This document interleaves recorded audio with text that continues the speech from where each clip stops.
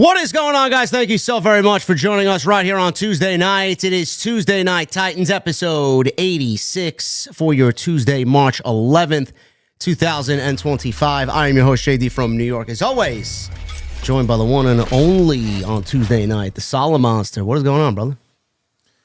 It's good to be with you again, my friend. It is another Tuesday night here in the month of March. How are you doing?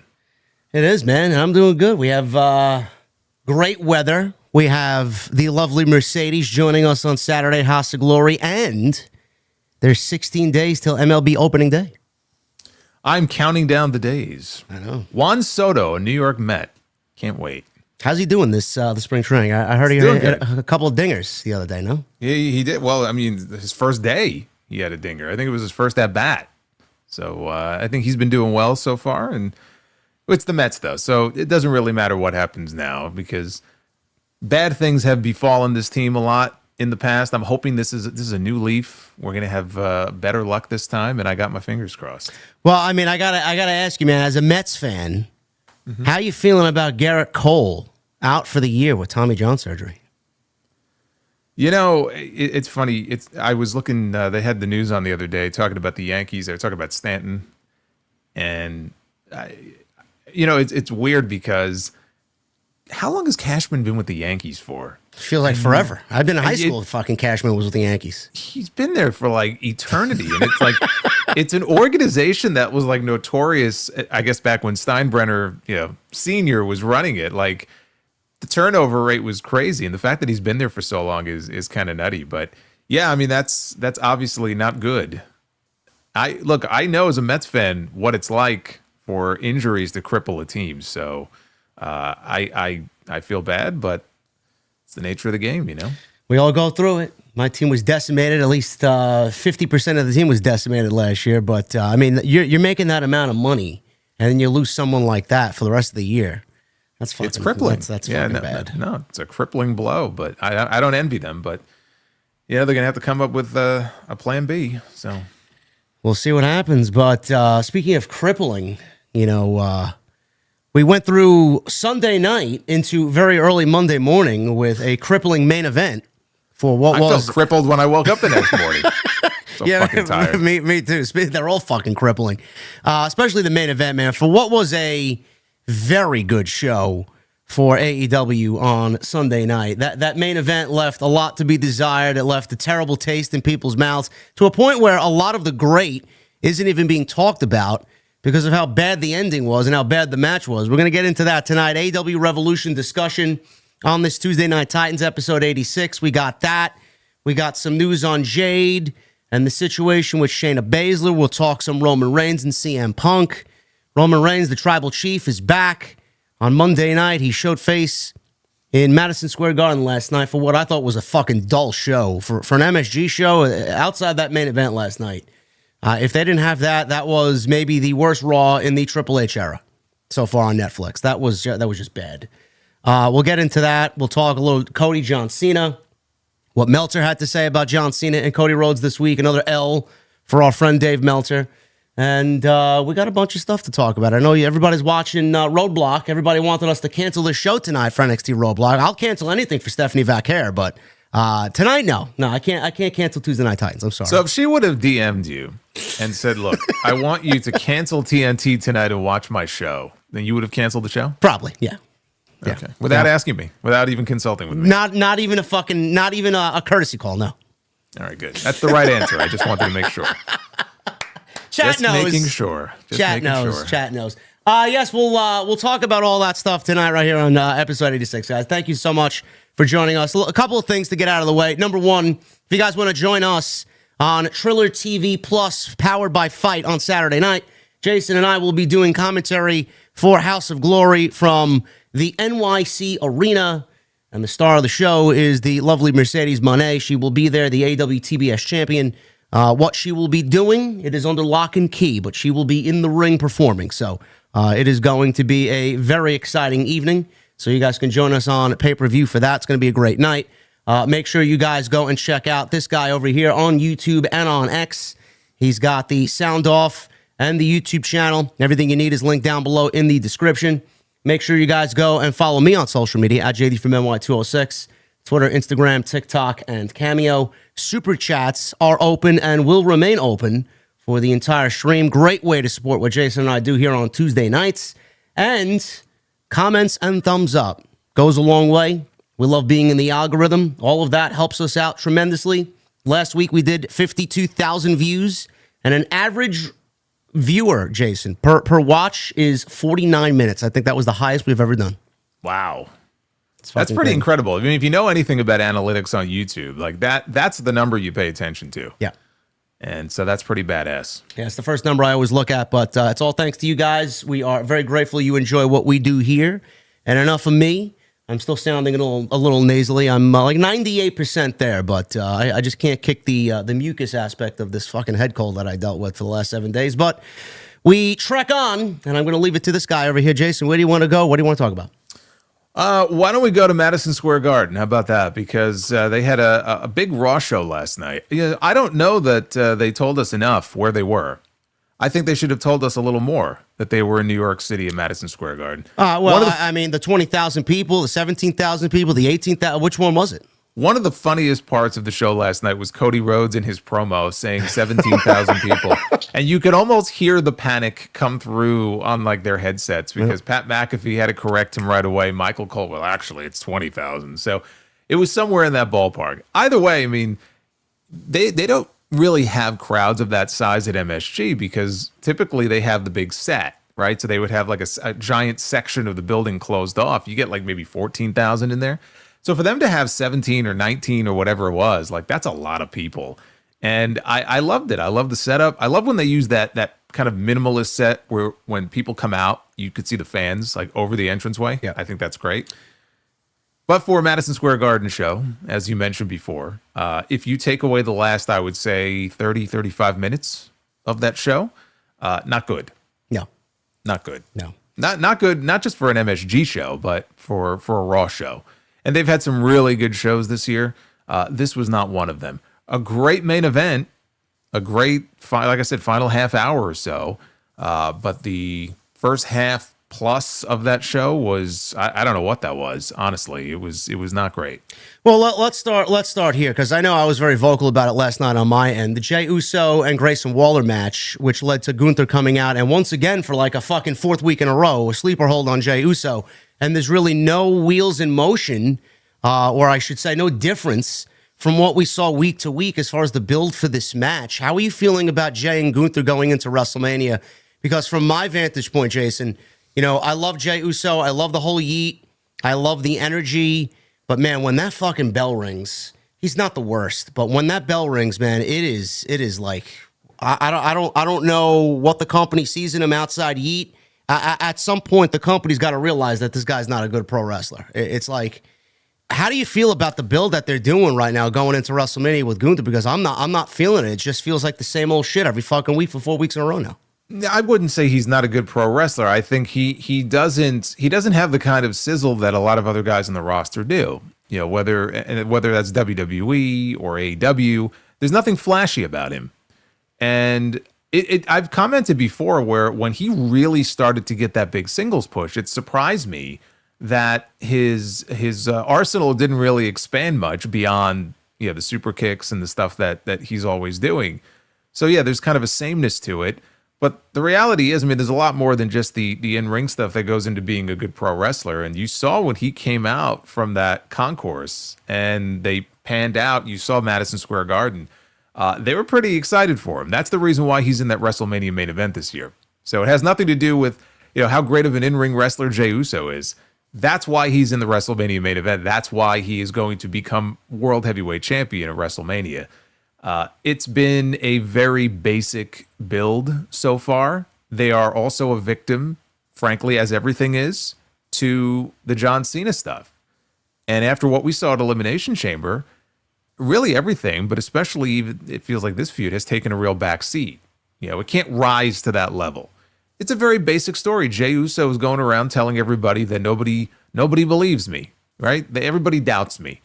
So he's trying to go out and prove the doubters wrong. And what I said on my end was, and maybe this match wasn't designed to do that, but this match did nothing to silence those critics. This was a very basic match. It was a very basic, flat, maybe too competitive match. And then we had Gunther come out and put the sleeper hold back on.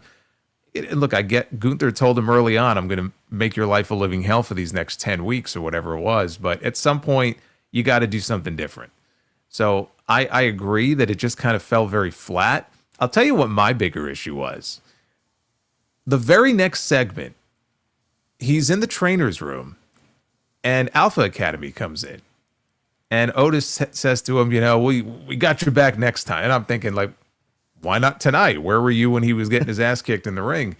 But it wasn't even that. Like, I think part of the problem is there's a perception issue here. I'm looking at Jey Uso with Otis and Tozawa and Maxine Dupree. And I get that they're likable and the fans like them, but they are the very definition of a mid-card act, and not even one that like wins a lot of matches or anything.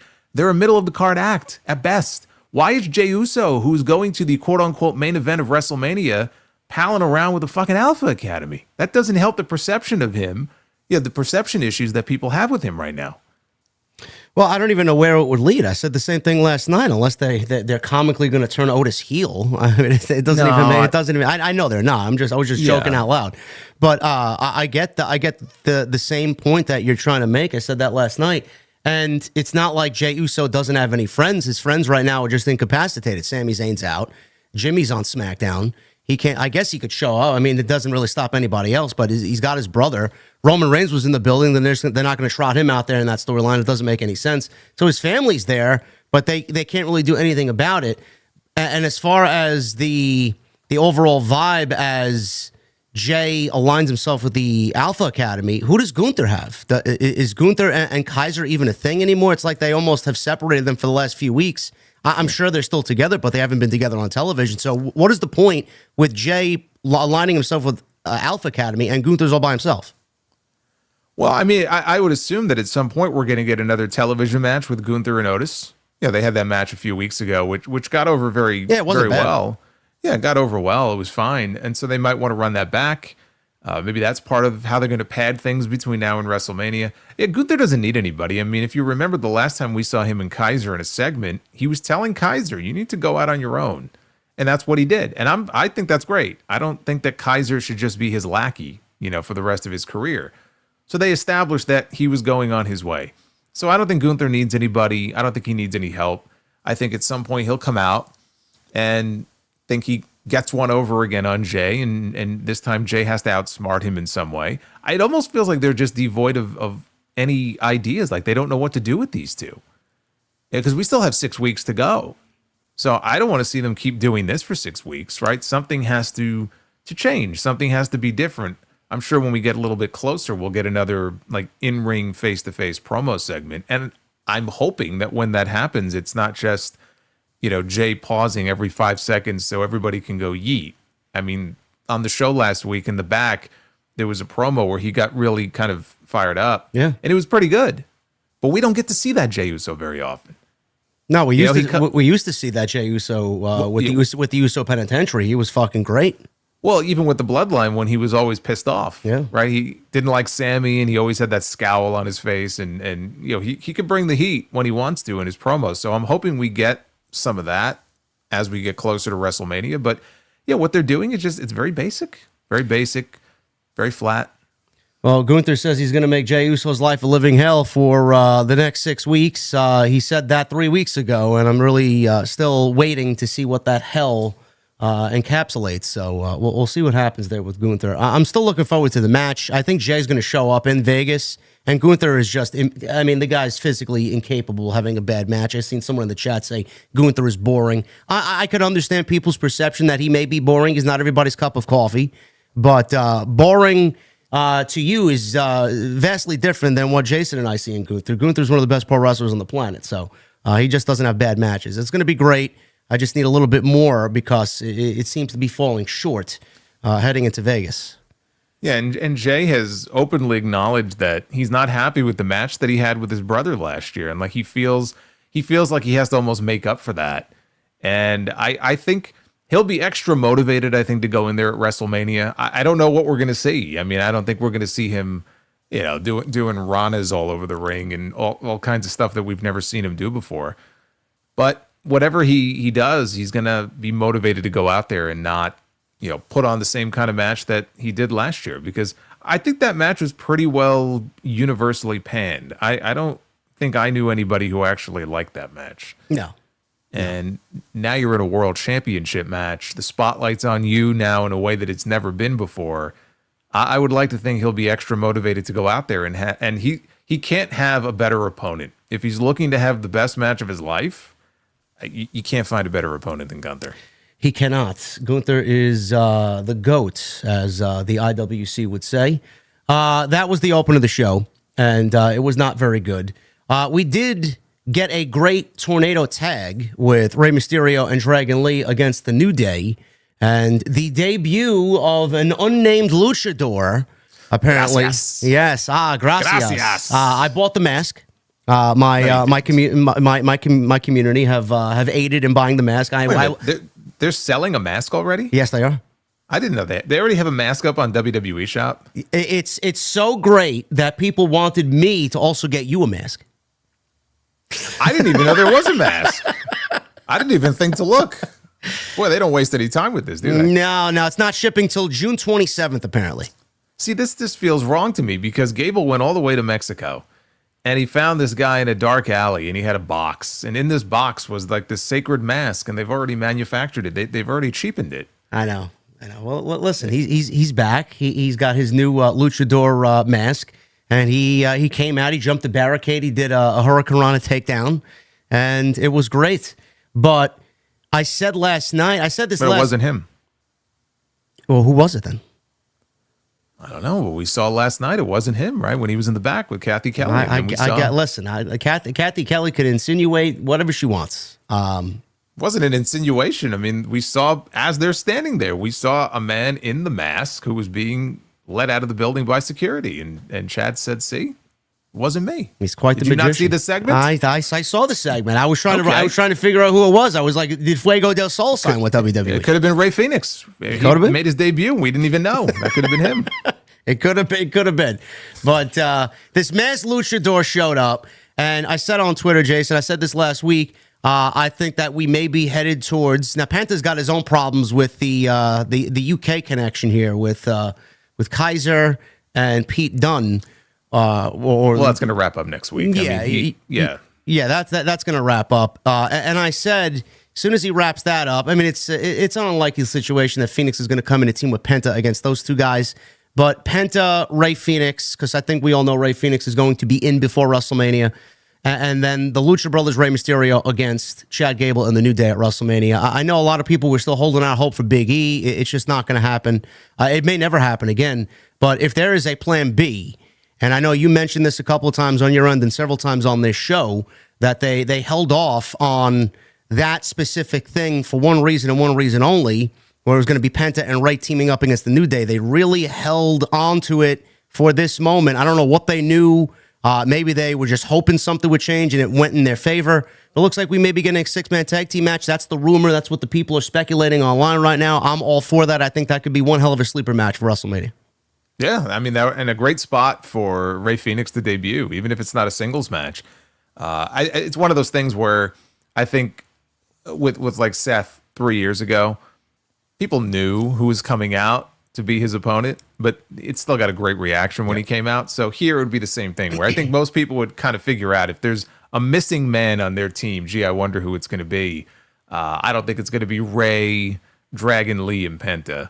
It would be more likely to be Rey, Penta, and then Rey Fenix. And they'll have to come up with a reason that Dragon Lee wouldn't be in that match. But, I mean, it's easy enough for him to get taken out, if they want to take him out of the equation. So, yeah, I mean, I hope it happens. I'm happy for Phoenix that he got his early release. I mean, he sounds like he just got released from prison. He got his early release, and a WrestleMania debut would be a great way to launch him on TV. Now, I am a big fan of Chad Gable. I know you are as well. I joke around with you here sometimes saying that I think Chad Gable should win a United States Championship or an IC title, and then you just end up laughing at me saying it's never going to happen. Especially with I'm stifling my laughter right now. I know. We all love Chad Gable, and we all want him to be in a better spot. I think this is great for the wrestler that he is and the story that they're creating out of it. I think it's great. I think it would be a great WrestleMania moment. But in your eyes, is it beneath Chad Gable? Is it a little silly for Chad Gable to be going into WrestleMania? Or is it just kind of, something that really doesn't matter because he's going to be in the ring with Rey and Penta and potentially Phoenix at WrestleMania? No, I mean, the fact that he is probably going to have a WrestleMania match is great. Last year he was Sami Zayn's coach. He didn't even have a match on the show. That's right, yeah. So, I mean, the fact that he will very likely end up having a match at WrestleMania is an improvement from what he did last year.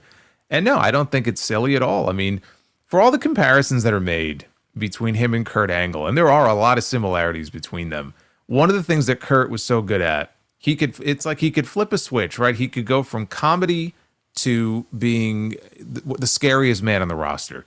And Gable has that ability as well. Like, he could be deadly in the ring if he wants to be, but he's so good at the comedic stuff. Him doing like a goofy gimmick like this, I have no issue with it. I mean, I'm very entertained by it. I could kind of see where it's probably going. It's probably only going to go through WrestleMania anyway. If it gets him a match on the show, I think it's great. Because otherwise, he probably wouldn't even be on the card. That's right. I forgot about that little mentorship that he had with Sami Zayn last year. It wasn't even on the show. Look at that. No, they saved all that stuff for after Mania. But if he's on the card this year, to me, it's a huge improvement from what he was doing before. I agree. We got Logan Paul and AJ Styles. That looks to be the direction going into WrestleMania. Last night, Logan Paul came out and he threw Andrew Schultz over the barricade. Who? Who? Andrew Schultz, right? That's the comedian. Yeah.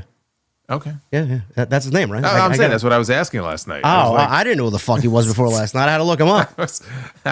What they're doing is they're trotting out all these people that are on Netflix. So if you have a Netflix special, you'll probably be shown in the front row on Monday Night Raw. I mean, they're going so crazy. It's exhausting. All of these celebrity acknowledgments. Isn't it bad lately? It's like a dick swinging contest between AEW and WWE.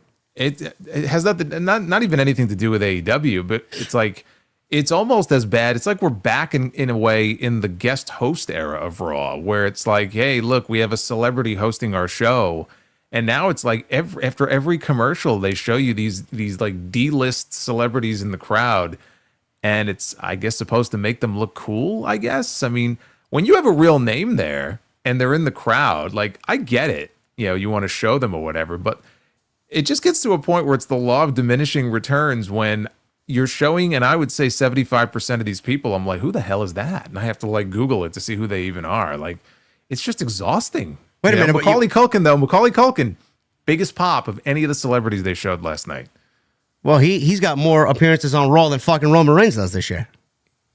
Well, he has more appearances on WWE television over the years than most, but I was happy to see that. Like, he always gets a great reaction every time they show him. So wait a minute, you didn't know who Young Gravy was? I did not know who Young Gravy was, but when I saw Young Gravy on the Revolution pre-show, for those of you who didn't bother watching the 0 hour, my only comment was, at least he didn't injure anybody. So that's a plus. I guess. I find that... Didn't smack anybody in the eardrum. He didn't smack anybody in the face. It was completely inoffensive. So I had no issue with it. But no, I did not know who Young Gravy is. And neither did Tony Schiavone, because when they went back to the announcers, it was like, he made it a point to say, it's not just gravy, it's Young Gravy. Almost like he was mocking him. I'm like, okay, good. So I'm not the only one who doesn't know who this guy is. Yeah, I said the same thing. The celebrity back and forth between both companies is just blatantly obvious, and it's very cringy. Andrew Schultz, I had no idea who he was. Comedian. He's got a Netflix special coming out. He got tossed over the barricade by Logan Paul. He said that he wasn't there for Logan Paul. He was there for CM Punk and Seth Rollins in the steel cage match. He was there for AJ Styles. At least he didn't say anything was predetermined or decided in the back before the wrestlers came out, like that lady on AEW that everybody made a big deal about this week. But he got tossed over the barricade, and he was about to be suplexed by Logan Paul, and then out comes AJ Styles to save the day, and it looks like we're going towards Paul and Styles at WrestleMania. I know a lot of people on my end were like, I don't give a shit. Logan Paul's got to get off TV.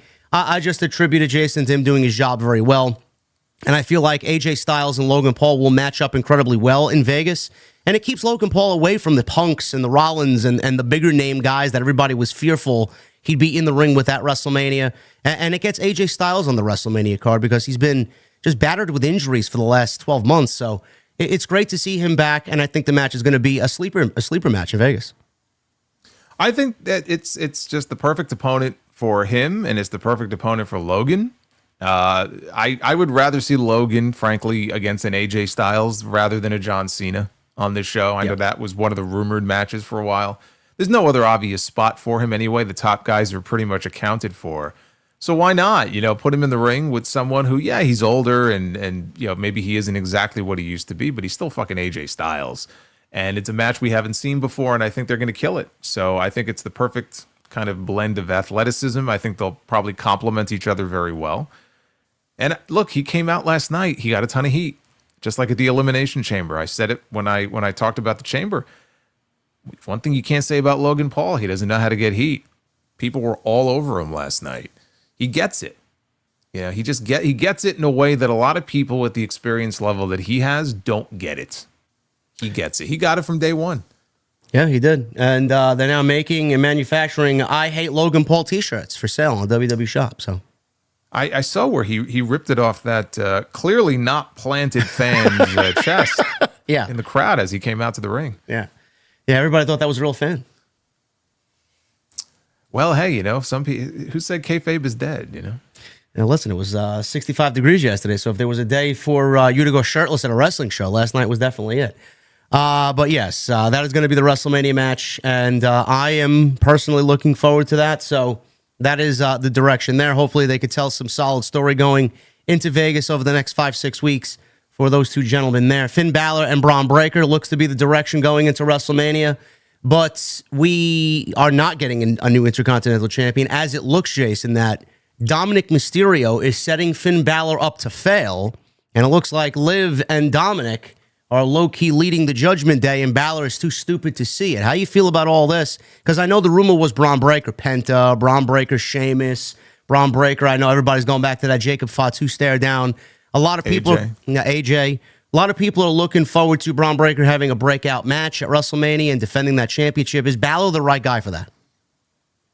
Well, I mean, they're doing the match on Raw next week, so I don't see it being a singles match at WrestleMania. I could see it being a triple threat match. They seem to be in love with triple threat matches this year, so you don't think that there isn't a chance they might be doing Breaker, Balor, and Dom at WrestleMania? I could see that.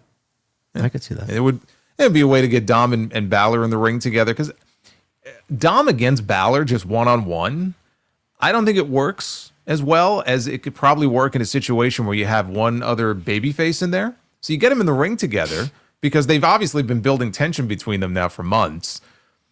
Braun will obviously escape with his championship. He's not going to drop it to either one of these guys, but I see that as probably the WrestleMania direction. He had a look on his face last night when Balor hugged him. It was almost like the Cena thing at Elimination Chamber where Cena's expression changed. If you go back and watch it, he he hugs Dom, and Dom opens his eye, like he's giving him the side eye. So clearly something's going down here. He's not giving him a title match out of the goodness of his heart. So wherever it's going to go, I think we may end up with another triple threat match. Yeah, I'm not too keen on that. I think we already have booked a few of them for this WrestleMania card alone, including the ladies last night, Io and Bianca and Rhea Ripley. I know you and I talked about the title match between Rhea and Io last week, and then that promo that Rhea cut on the WWE.com exclusive, where it was almost like she was blaming herself and she has no friends, and the fact that the Judgment Day and Damian Priest broke up and Priest now on SmackDown, that she's all alone. It was a very emotional, raw promo for Rhea Ripley, probably one of the best promos that she's cut ever. And this week, it's almost as if whatever she said last week was never adhered to. She didn't go back to anything that she said there. She came out and started blaming Bianca for everything that happened in the match with Io. I guess we'll start there. Did you find yourself surprised that Rhea didn't mention anything that was previously stated in that backstage promo? A little bit, because it kind of flew in the face of what she was saying. It was like she was taking responsibility last week. Yeah. And then she was just full of excuses, when she came out last night. I think it's just part of the evolution of her character. In that promo last week, it was like she ran through the whole gamut of emotions where it was anger and it was sadness. And then it looked like she was having a psychotic break at one point. And so now she's coming out and she's putting the blame on Bianca. But I feel like it had to be done that way to, kind of force the issue between them. I know what they were going for last night, where Rhea and Bianca, they're at each other's throats. Io is almost like an afterthought. And I'm watching this segment. I'm like, man, I really hope Io does something to them because she's the champion and they're literally pie-facing her out of the way. And then finally she snaps and she smacks both of them. And without telling you that it's going to be a triple threat match at WrestleMania, they told you it's going to be a triple threat match at WrestleMania, which I think we all knew.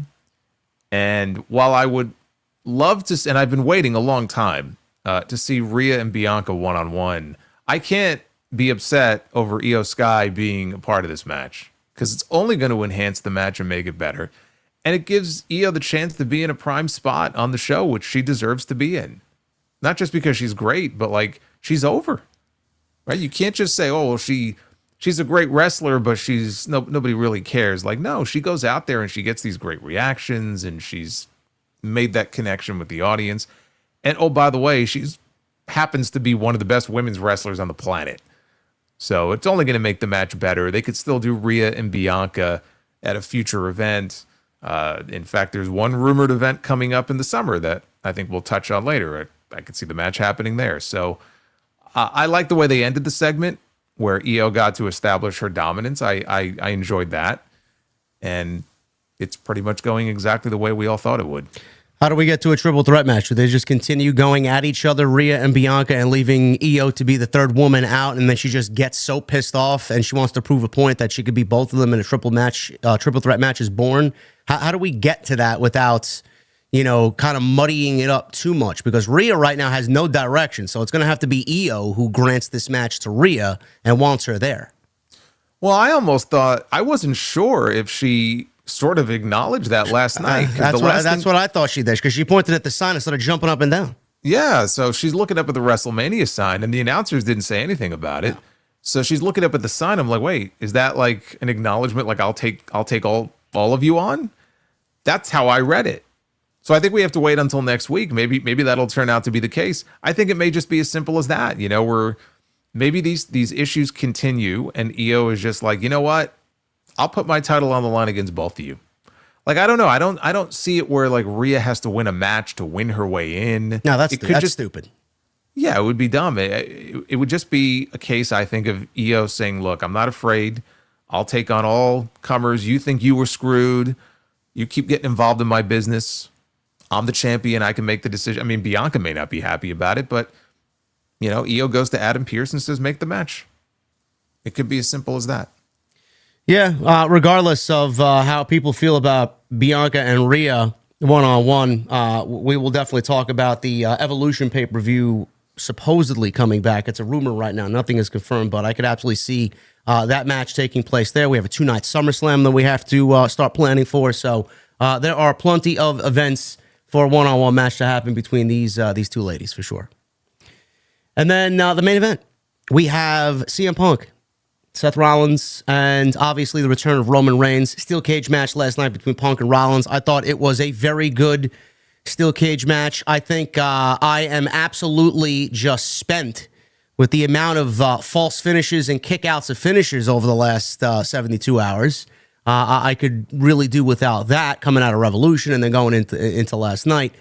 They did try to tell a story last night, Jason. Did you find yourself exhausted after the Revolution pay-per-view of all the kickouts and finishers and false finishes going into the match last night with Punk and Rollins? And we got 3 GTSs, we got 3 curb stomps, we got a pedigree. Did you find yourself exhausted about all the false finishes last night? I was just literally exhausted from the show the other night. So yes, I was literally exhausted. And yes, I mean, it's the finisher spam. Sometimes what I said is that, sometimes they do it and it doesn't bother me. It kind of works. There have been matches like that. Honestly, if you go back and look at Shawn Michaels and The Undertaker at WrestleMania 25, which I think is one of the greatest matches that I've ever seen, there was some of that, but it never rose to the point in that match where I was like, all right, this is ridiculous. Like this is out of control. There are matches that I'll watch and just it'll almost ruin the match for me. So it kind of goes back and forth. I felt that way. It didn't ruin the match for me, but we definitely got to a point late in that cage match last night where it was like, okay, like, what are we doing here? You know, it was almost like the John Cena Rock match, their second match at WrestleMania 29, which is all that match was. It was just them hitting their finishers over and over again and kicking out. That's like all the match was. And that's what this was veering off into. But the match was so good, it didn't ruin the match for me. It does get ridiculous. And it didn't help that we had just seen that pay-per-view. We had a lot of that the night before.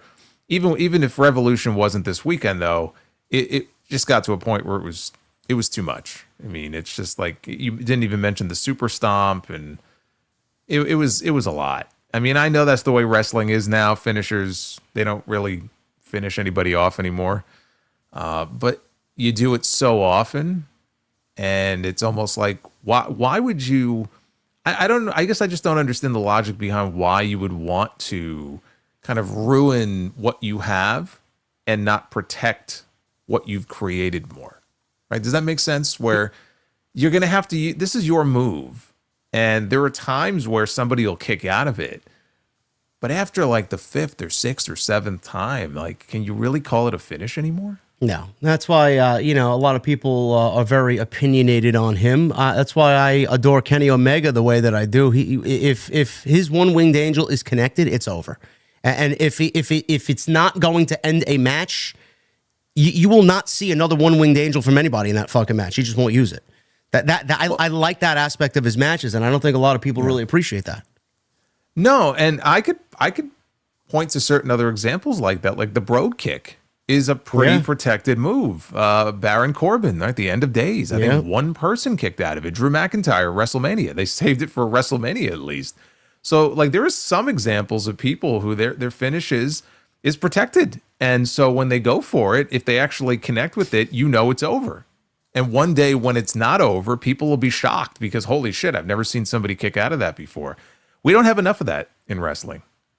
That's what makes me sad. We don't have enough of that anymore. Yeah, that's why I was surprised that Punk went into that match with that type of mentality. I figured we wouldn't even get a fucking pinfall off of anything until maybe 3 or 4 minutes before the match came to an end. But we were out there and they were operating like they were 100 rating in WWE 2K25. So, but you know what? But that's what the fans. That's what they eat up. Guess. I mean, you heard the crowd. They were going nuts.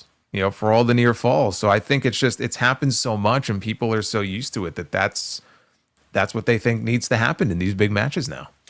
I guess we have to live with it. Listen, we're not the demo anymore. We're not the target audience anymore. So that's exactly what they're going for. I mean, we're in a demo. I guess we're not in the demo anymore. Well, we're not Young Gravy's demo. I'll say that. We're in a different demo now. Yeah. But the match itself was really good. Like Jason and I said, without this match, Monday Night Raw was a complete dud for Madison Square Garden last night. But the match was excellent, and we had Seth Rollins getting his victory back over CM Punk, but it wasn't anything that he did. It was all the eyesight and the rage and the fucking hate from Roman Reigns that he made a beeline from the crowd into the steel cage and pulled Rollins out. And the door, Jason, the old school steel cage rules where you could escape the door and both feet hit the floor and then you are determined the winner. Some people didn't even like that outcome or the ruling of the steel cage match last night. I know Sean Ross Sapp said maybe they should do away with that. I'm like, I said Punk would have it no other way. He's as old school could be. So I didn't really mind that. But Reigns, he pulled him out. Rollins wins. And it was on from there. We got a spear, a Superman punch. He was going to deliver the stomp on the steps. Adam Pearce got in the way. Officials and management from behind the scenes came out, and they stopped Roman Reigns. But while this was happening, Paul Heyman, who I didn't even see out there before this, was in the ring consoling CM Punk and checking on him. And Roman Reigns saw this. He starts laughing. He gets into the ring, and he pulls Punk off of Heyman and delivers a Superman punch, or he threw him into the cage and then a spear. I don't think there was a Superman punch, but he laid him out with a spear. And then Paul Heyman's backing away in the corner, cowering to Roman Reigns, and the show goes off the air with Roman Reigns just holding the one in the air, and fans are chanting OTC, OTC. I looked at this, and I said, well, okay, there's your triple threat match for WrestleMania, number one. And number two, I talked about on my end, we may have just seen the favor from Paul Heyman to CM Punk right before our very eyes, because look at what it did to Roman Reigns to see Paul Heyman with CM Punk. Now, I ask you, because I didn't watch a Raw review yet, did you get the same feeling? Is the favor going to be cashed in? Is Punk going to ask Paul Heyman to be in his corner at WrestleMania and not Roman Reigns?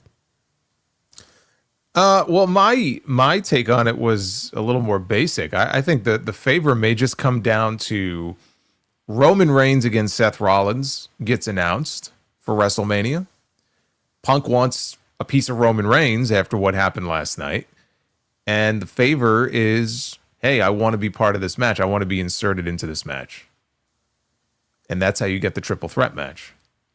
Because Heyman, the whole thing with like, is the favor going to be in my corner? I don't know. I mean, like, what's the difference? Like, if Punk is going to want this match, that's what Punk is going to want. He's going to want revenge on Roman Reigns. He still hates Seth Rollins. He wants to be a part of this match. The issue right now really was Roman and Seth, right? What Seth did to Roman, this was Roman's revenge. They had a history that goes back many years. So it wouldn't shock me if that is the match that they want, or if that match gets announced. Punk has no match, so why wouldn't he just say to Heyman, look, this is your boy over here. I'm cashing him out. Remember that favor we talked about? I want in on this. If it's just be in my corner, like, what does he need him for? You know what I mean? Like, he could do that. Maybe he's playing mind games with Roman, but I don't know. Like, he's got the match, but the favor is I just want you to be in my corner. Because before any of this happened, I said, look, this favor has to be connected to a title shot, or it has to be connected to him getting a WrestleMania main event. So now you're saying that the favor is just be in my corner for this match at WrestleMania? Well, yeah, look at what it did to Roman Reigns. It kind of threw him for a frenzy. It's almost like he's got home field advantage. And I know CM Punk mentioned something about he was my wise man before he was your wise man, and Punk said something along those lines. And then Roman Reigns says, yeah, not anymore. And then CM Punk said, we'll see about that. Yeah, that was right before the War Games match. So, I mean, that's the one thing that I took away from it. You could be absolutely correct, because, I mean, that's as simple could be. They could definitely go and do that. But, I mean, don't you think the match would be made already just because Punk would, I guess, attack Roman Reigns, and then Adam Pearce would be forced to put them three in a match at WrestleMania? I mean, do we really need a favor to be cashed in to make it a triple threat match, or the match is going to be made already? The match could be made already. I mean, we don't know if Punk will be on the show next week. That's what I mean. Like, if Punk, let's say, is not on the show for a week, but in the meantime, the match is made, and we find out that Roman wants Rollins, or Rollins wants Roman, and then there's a match made, and then Punk comes back the following week, and he's like, no. Like, I'm getting in on this.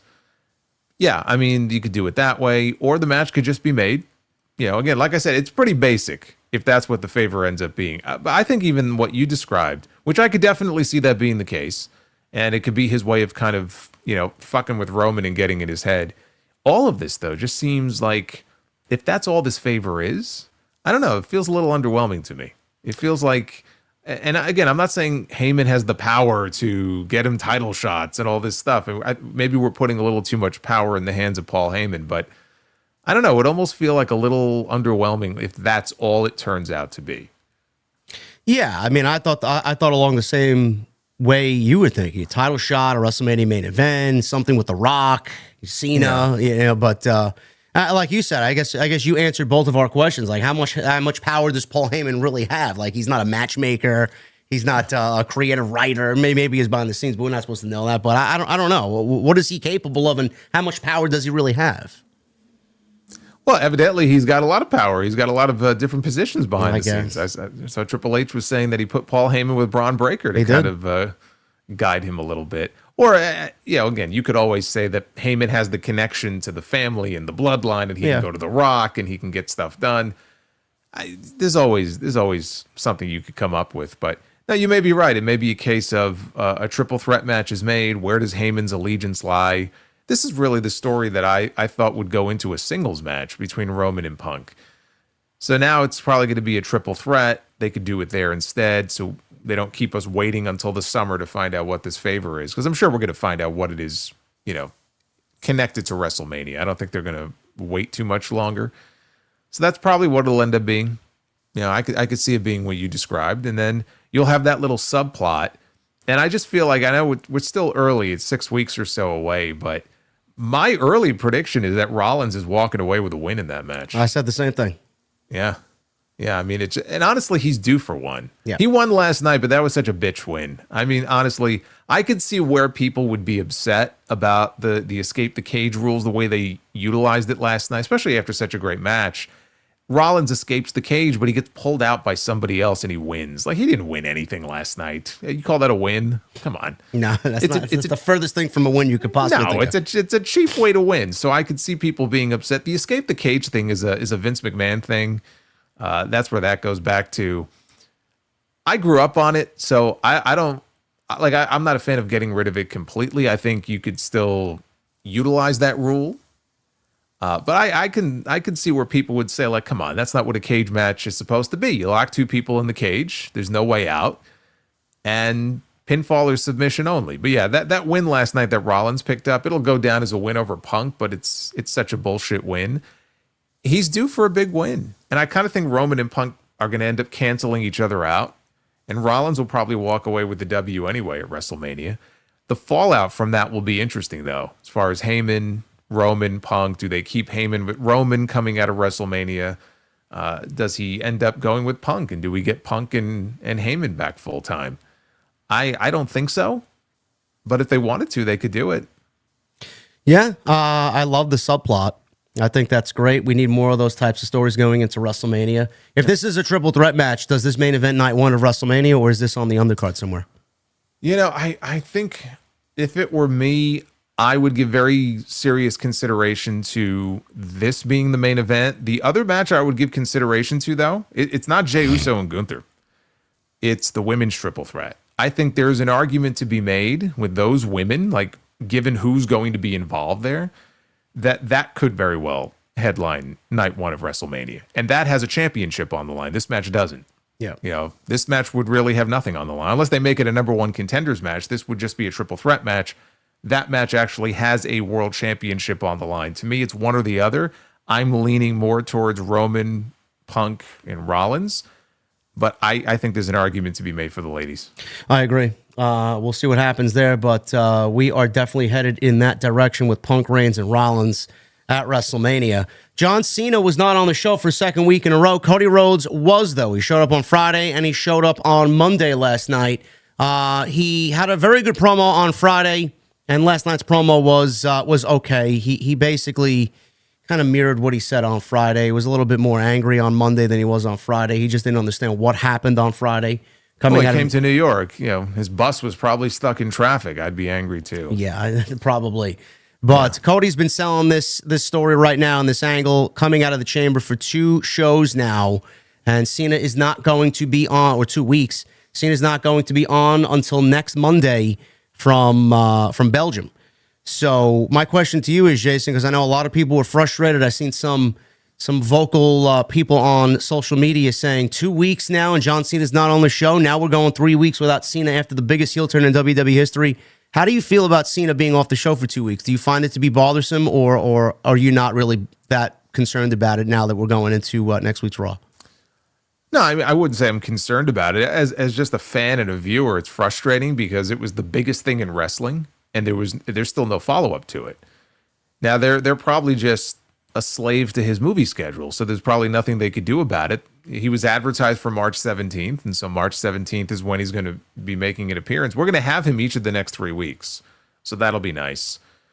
So yeah, I mean, as a fan, it bothers me. In the grand scheme, he's going to be on the show next week, so it's really not that big of a deal. I was surprised that, knowing he would not be available to be on the show, they didn't have The Rock make some kind of appearance. Like, okay, Cena's not going to be around. Maybe we can get Rock on one of these shows. So that surprised me. But now here we are. Next Monday he'll be back. And I'm very, very curious what the presentation is like. I'm very curious his music, his physical appearance. What kind of heel is he going to play? Is this going to be a version of John Cena that we've never seen before? Is it going to go back to the Chain Gang days? Like, what kind of Cena are we going to get? And also, is it going to be a solo promo or is it going to be a face-to-face in the ring? Because they said they're both going to be under the same roof. Why wouldn't Cody, want to go after Cena? So what kind of promo are we going to get from him? Yeah, I hope it's everything that we haven't seen before. I don't want to see hustle, loyalty, respect Cena. I don't want to see, John Cena come out there and just cut a promo with the same music and the same colors. I need to see just, everything change now that he's gone to the dark side. So, like you said last week, flip-flops. Something. It needs to hit. Whatever the fuck it is, it needs to hit. So, I trust John Cena. He's one of the greatest promos in the history of the business. And I do think that we will finally get the next phase of whatever this heel turn and story is going into WrestleMania. So I am very much looking forward to that. Raw next week, by the way, guys, just a reminder, 3 p.m. Eastern. Jason and I will have different schedules. And we were talking about it before we went live. I will be live around 5:30, 6 o'clock. I think Jason's probably going to be after me. So there's going to be two different Raw reviews. So you guys got a whole night ahead of you. Raw and then both of us. So it's going to be pretty cool to see Monday Night Raw happen at 3 o'clock in the afternoon. I actually like it. Yeah. And when one review ends, you come over to the other one. So it'll work out perfectly. Steve Austin mentioned John Cena this week with Adrian Hernandez. I figured I'd put this in here because I know you mentioned it last week. I think a lot of people want to see whatever they did not get at 40 with 41 because Steve is in Vegas and WrestleMania is in Vegas. So Adrian Hernandez asked him, will you be helping Cody Rhodes at WrestleMania? I just like that he just blurted that out there.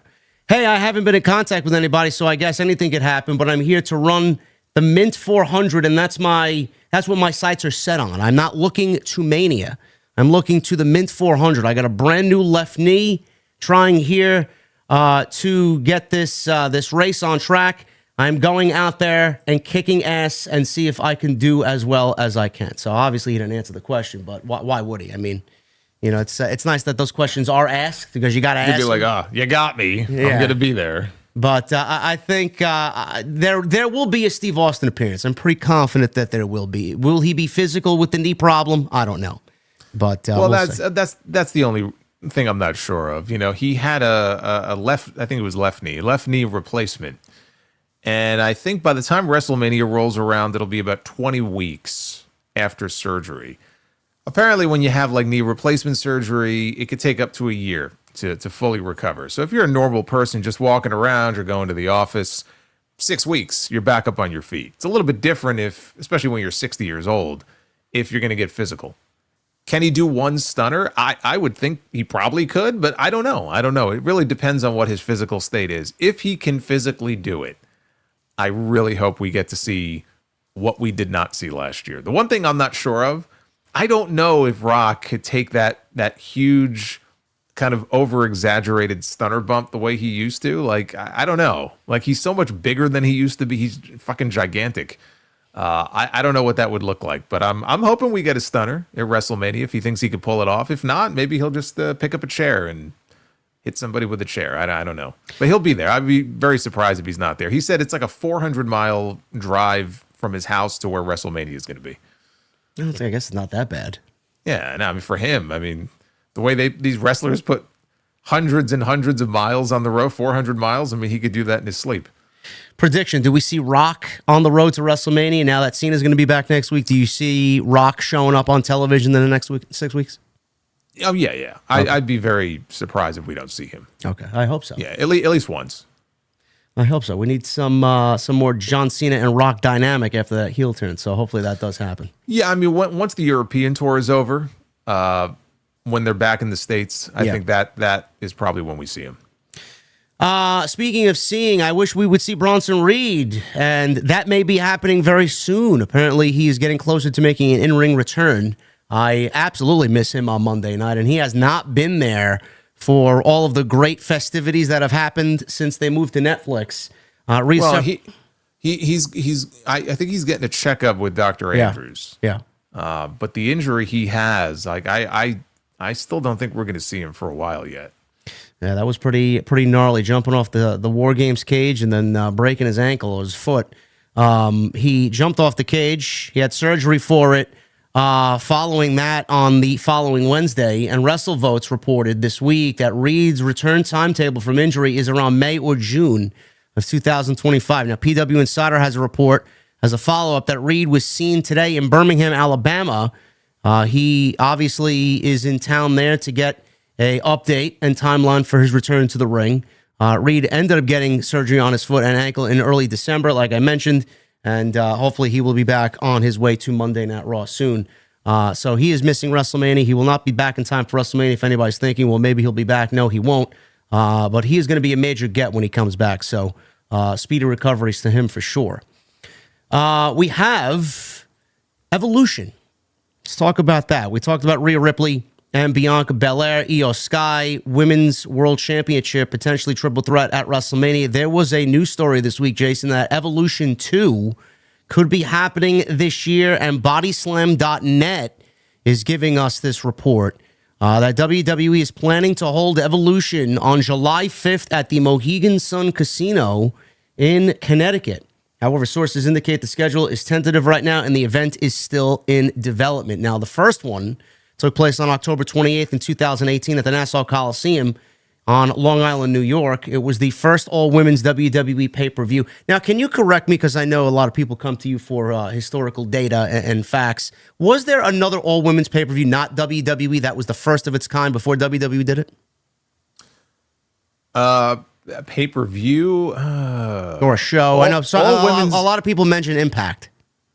Yeah, no, I'm saying there was definitely at least one all-women's event. Prior to that, it might have been a pay-per-view. I guess it probably would have had to have been a pay-per-view. I don't think it would have been an episode of Impact. So I'm pretty sure the answer is yes. Okay. But nothing on like that grand scale of what the way they built this up. This was like a revolutionary thing. Of course, the only reason they did it was because they had Ronda Rousey and they wanted Ronda Rousey in the main event. Without Ronda Rousey, that show doesn't happen. No. And also the Saudi Arabia factor as well, because the women in that year, I don't think they were able to wrestle, and then they wanted to give the women something because the women complained that they weren't able to wrestle, and it was just a whole political thing as well. But the show itself, it wasn't bad. Charlotte and Becky were on that show. The finals of the Mae Young Classic were on that show. I think it was Kyrie versus Shayna for the NXT Women's Championship on that show. Trish and Lita were on that show. It wasn't a bad show. My personal takeaway from it was it left a lot to be desired. I didn't really find myself, thinking it was like some huge fucking deal like a lot of these people on Twitter thought it was going to be or ended up being. But Charlotte and Becky was great. Yeah, that was the best match of the entire night. Absolutely. I don't know why that wasn't the main event, but obviously Ronda Rousey was. I told you why. Yeah, come on now. Yeah, against Nikki Bella, but there was a lot left to be desired, in my honest opinion. I thought it was overhyped. But as far as a second one, Jason, I think now is as good of a time to do a second one as any other time than WWE doing it now. We got NXT's roster. We got the main roster. Look at all the fucking talent. I mean, they're busting at the seams with the amount of women talent that they have. And a lot of people right now are already, just fantasizing about these dream matches and the Rhea Ripley versus Stephanie Vaquer and Julia versus Asuka. All these dream matches that people are coming up with. It's not going to end up being that, because that would just be basically WWE doing a forbidden door concept like AEW does with New Japan. They are basically going to take all of the women's feuds that you see right now, like we talked about Rhea and Bianca potentially. We may see Sol Ruka and Zarya wrestle for the tag team championships. Jade versus Naomi may take place on this show. It's going to be a culmination of all their feuds right now happening at this show. And I think that's the way to go and do it. And if they go and do it that way, we could be looking at a banger show if they just take everything and kind of carefully construct it the way that it needs to with some solid story. I'm excited about it if it does happen. Yeah, and I would imagine that the women's mid-card titles would be defended on there as well. I mean, unless they do it the way that, Levesque does a lot of the WWE PLEs now, where it's like 5 matches and that's it. Which I don't think that's what this would be. I think you'd have a lot of very upset women if they didn't find their way onto this show.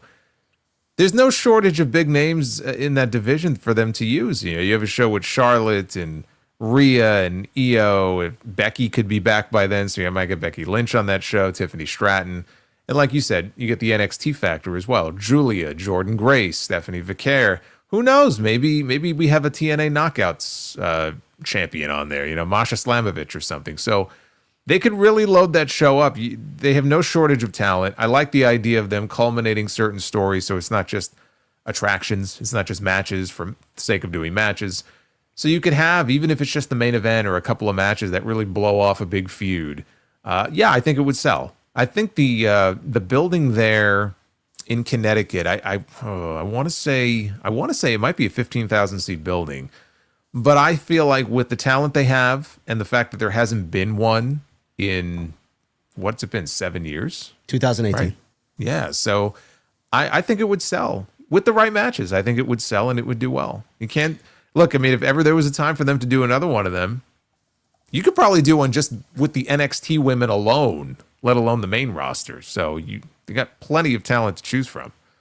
The Mohegan Sun Arena would be around 10,000 people for concerts and wrestling. Okay. Well, that's even better then. So I don't think they would have an issue filling that building up, especially the way their business is right now. Yeah. Put like a Rhea Ripley in that main event. Yeah, they'll charge $2,000 per ticket and everything will be fine. Yeah, sure. Yeah. But you know what? It'll sell. That's why they're getting away with it. It'll fucking sell. They'll find people that will pay that amount of money to go to the show. And if they don't, then the week of the show, all of a sudden the prices will come down. I know Becky had a good old tweet and delete because she mentioned AJ Lee after CM Punk mentioned Becky Lynch. And that was last week during Punk's mini verbal tirade on Rock and John Cena. I threw this out there. Do you potentially see, it could be me fantasy booking, but Becky, Lyra, we talked about that for WrestleMania. That's always a possibility. Intercontinental Championship match there. Could you potentially see WWE bringing AJ Lee back out of retirement for a second Evolution show, being that she has such strong ties to the women's Evolution and her own pipe bomb? Becky versus AJ Lee potentially on that show, or is that a no? I don't see it. Would WWE love to have AJ back? Of course. Maybe they've made overtures to her before and she just... Look, you really think that if she wanted to come back, they would have stood in her way of coming back at any point in the last, 3 years? No. Okay, Punk's been back now for, I guess it hasn't even been a full 2 years yet. I was surprised we didn't get a Royal Rumble cameo from her last year, let alone this year. I just get the sense that she knows that if she wants to, she has the chance to get back in the ring. She doesn't want to right now. She's doing other things. I think she'll get the itch at some point, and we probably will see her back. Evolution would be a good place for it. Becky against AJ, yeah, I mean that's fantasy booking, so it would be a great selling point for the show. Do I think that's a match that we're realistically going to see? No, I don't think we are. So look forward to that, folks. Potentially, BodySlam.net says July 5th. We'll keep an eye on that, but that is pretty exciting news, especially for that women's division that's been asking for a second one since 2018. So they may have their dreams come true here. So that should be pretty cool. Speaking of the ladies, we'll keep on this. Michelle McCool, she's replacing Mickie James on LFG. This was also a point of controversy in the IWC, Jason. I don't really know why, but sources close to A&E Production claimed to Sean Ross Sapp of Fightful that The Undertaker was instrumental on getting his wife on the show. The claim from those close to the series said The Undertaker was open to continuing the show if Michelle McCool was involved, so she was brought in to replace Mickie James. It is important to note that Fightful have not heard anything claiming that The Undertaker specifically wanted Mickie James off the show or wanted Michelle McCool to actively replace Mickie James, just that he wanted his wife involved. Now, a lot of people were like, oh, this is unfair to Mickie, and they're making all these accusations to The Undertaker for whatever reason. But I said that if you're A&E, you're looking at it from a ratings and business perspective. Who do you want? And first of all, the show got picked up for season 2. You want season 3, season 4 potentially. Do you want that, or do you think you're going to get that with Mickie James and not The Undertaker, or The Undertaker without Mickie James? I mean, if you're A&E, who do you want on the show? You're going to go with The Undertaker, correct? No, I mean, of course. There's an acknowledgement of why they would do it. I don't think anybody's going to dispute that, but it's still bullshit to say, okay, well, he didn't necessarily know that it would be to replace Mickie, but I mean, they have a certain number of coaches on this show. They have the one female coach. What did he think?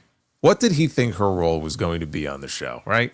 He wanted his wife on the show so they could work together. Mickie got the short end of the stick. That's what it sounds like, unless Mickie went to them and said, hey, I'm not coming back for a season 2, but I highly doubt that. She got the short end of the stick. A&E said, well, look, we got to have The Undertaker on the show. Sorry, right? You're the odd one out. And it sucks. Like, it's a nasty piece of work.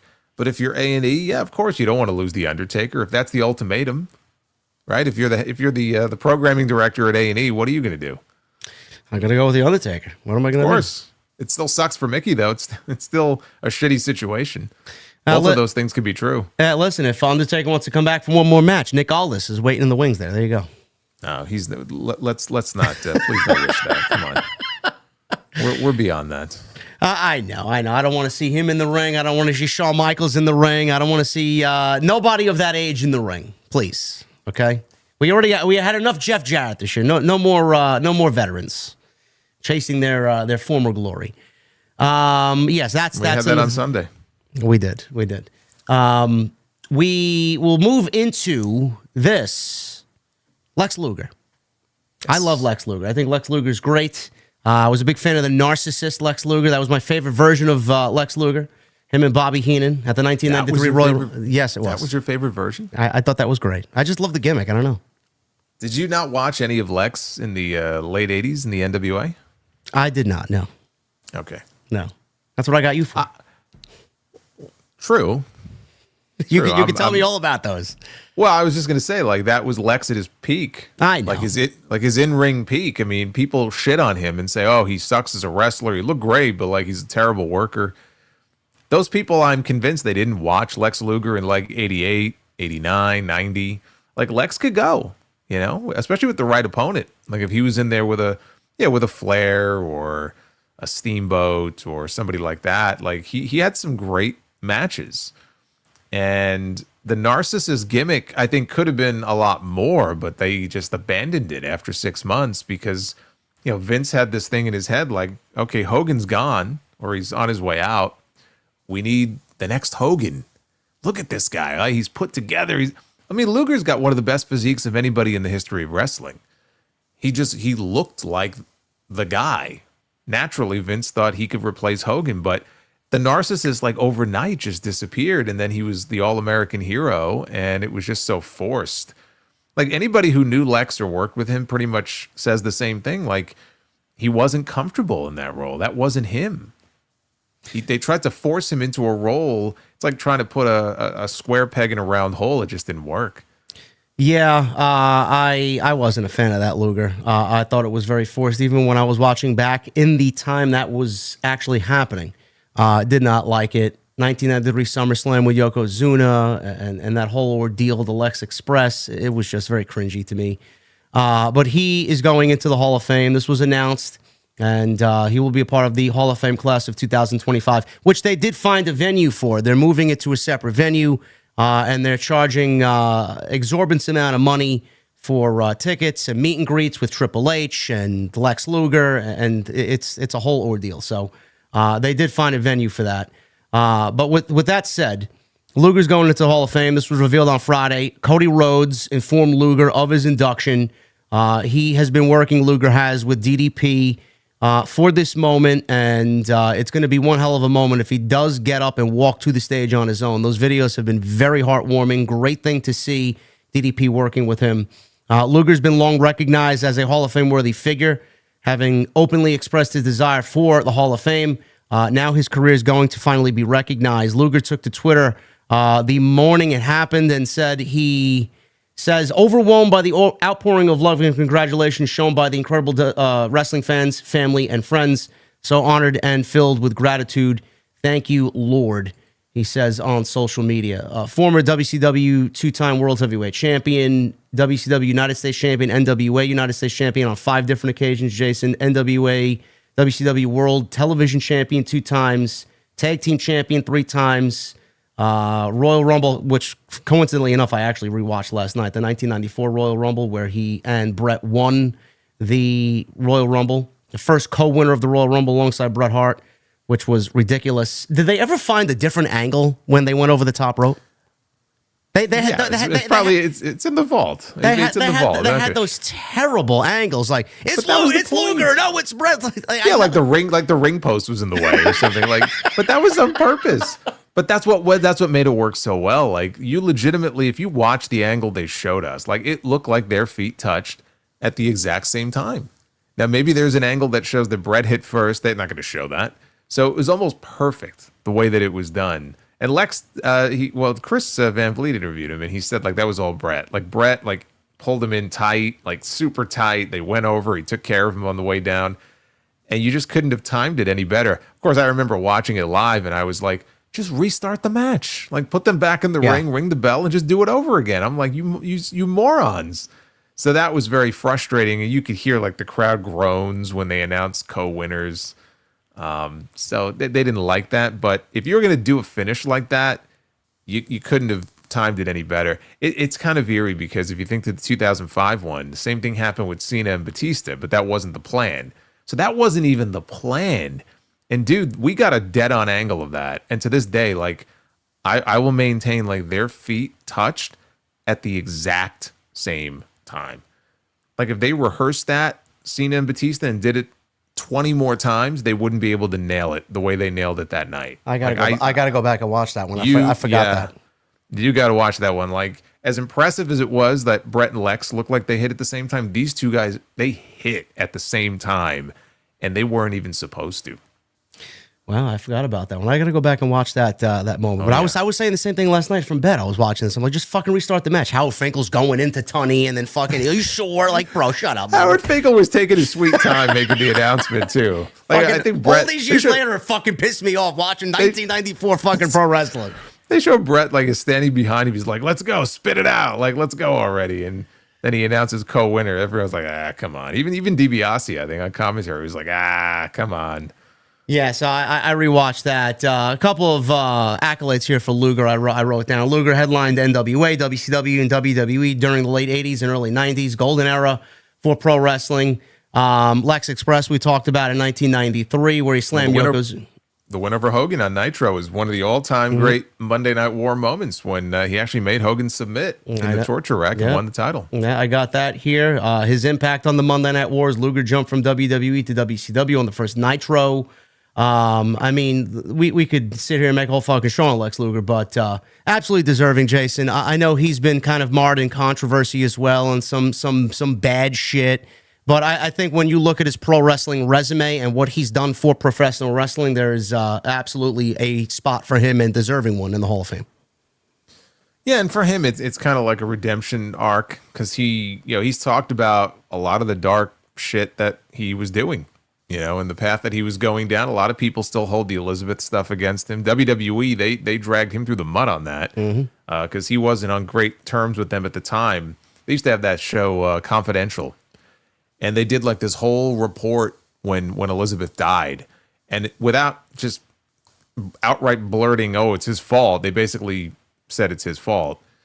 So there was a lot of bad blood from their end towards Lex for a very long time. But he had the spinal stroke, ended up in a wheelchair, didn't think he would ever walk again. And now he's able to actually stand up. I don't know that he'll be able to walk on his own across I guess it wouldn't be the stage, but well, maybe it would be. They're doing the ceremony not in an arena, right? They're doing it at a hotel. Yeah.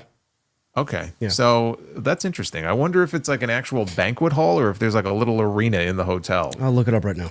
Because I've said for years, like, I wish they would take the Hall of Fame back into like banquet halls like it used to be in. Because sometimes the fans just don't know how to behave. They don't know how to act at these things. And they'll what people during their speeches. And I'm like, get it out of the arenas. But they're so intent on making money. But now they found a way to make money. It's at some probably swanky Vegas hotel. It is the Fontainebleau, Las Vegas. The Fontainebleau. Yeah, is the official host hotel of WrestleMania 41 and the newest luxury hotel to debut on the Strip. So there you go, all fancy. But the actual venue, is there like a real event venue within the hotel? I don't know where this is. Fontainebleau, Las Vegas. I guess it's just a hotel. Room and suites. I'm on the website here. I don't see any casino it's attached to. Oh, that's great. I mean, I've been waiting for them to move it into a venue like that for a long time. So, yeah, I don't know if it'll be in a ring or on a stage or whatever, but he still would need to walk with assistance. But him being able to stand up and give a speech would be a nice moment. I know he said he has two names in mind. He actually wants two people to induct him. He would love to have Sting on one side of him and then DDP on the other. And I don't know if Sting is going to be possible. I think Sting is under some kind of like a Legends type deal with Tony Khan. I'm sure if Sting wanted to do it, I would like to think that Tony, who's always been clearly been very deferential towards Sting. I mean, he thinks the world of him. That if Sting wanted to be there for Luger's induction and he's not an active performer anymore, that he wouldn't stand in his way, I would think. I don't know. I mean, the bad blood is just so strong right now where, between the two sides. So hopefully Sting will be there. If not, then DDP is the one that obviously makes, the most sense. And they've been friends for a long time. Yeah, I'd love to see Sting do it. I don't think Tony would have a problem with it. Being I wouldn't think so. Yeah, being that it's Luger and Sting and the relationship and the history that they have together.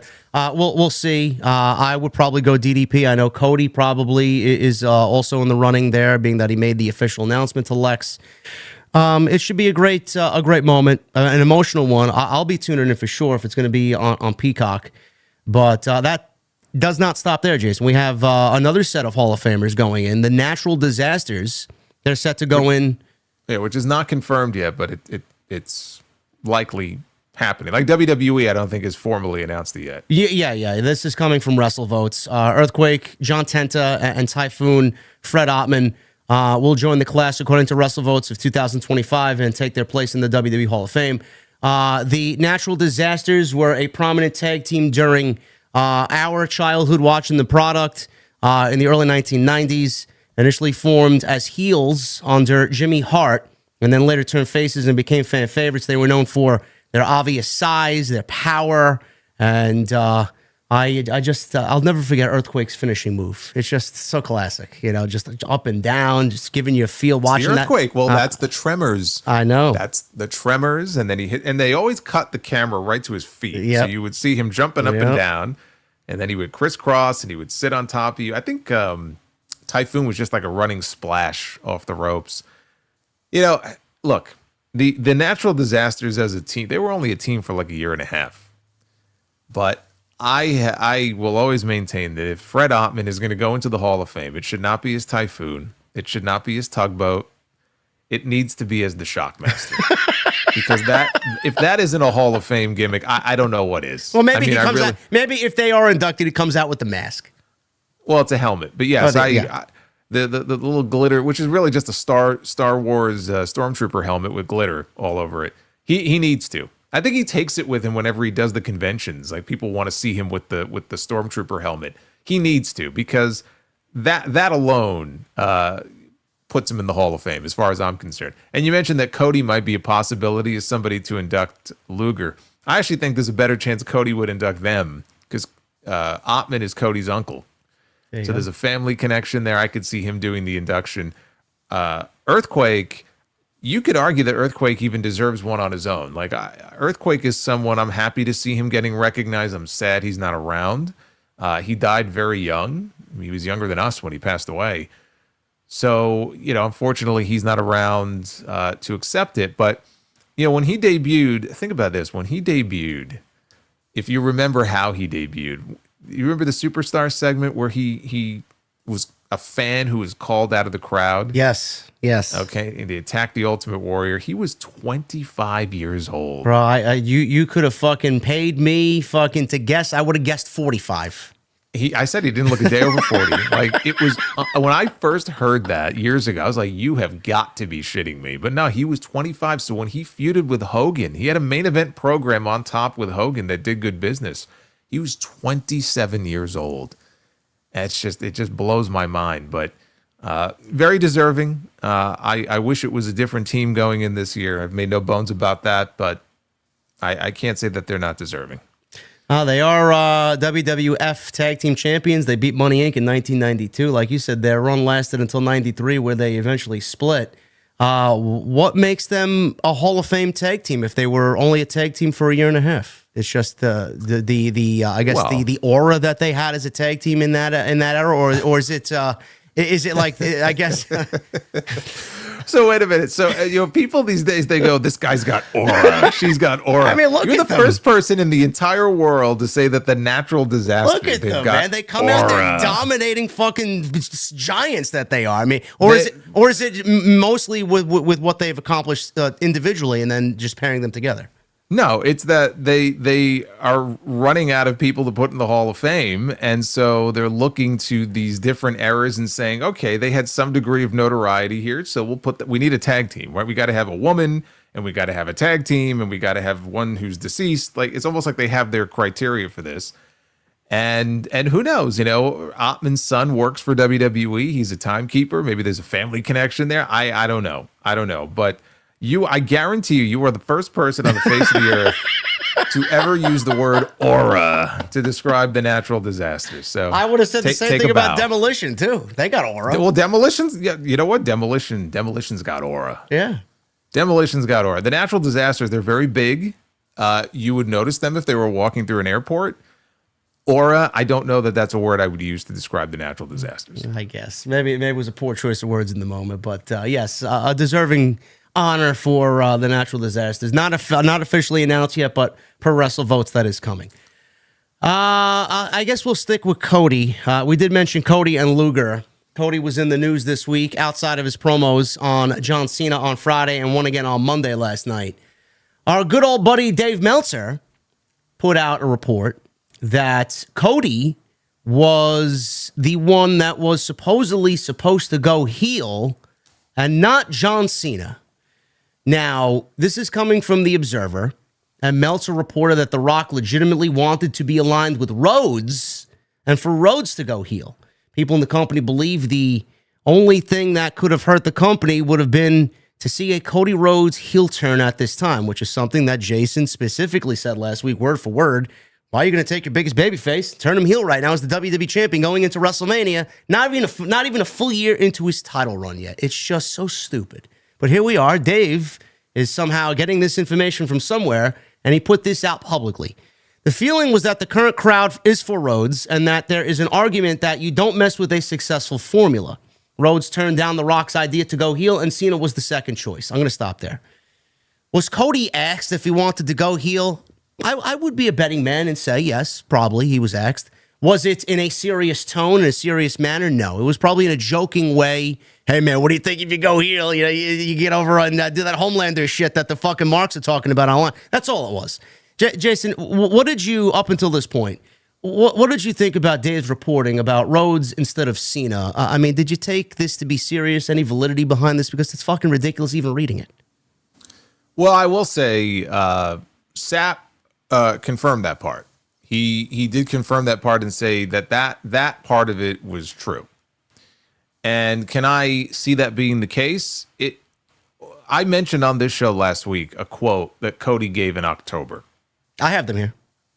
Okay, so just to refresh people's memory, just read the quote. Now, this quote, I want to say it was from like October 25th or something, but that's how far back this quote goes. Exactly the date. He says, and I quote, "With WrestleMania 40, we finished the story.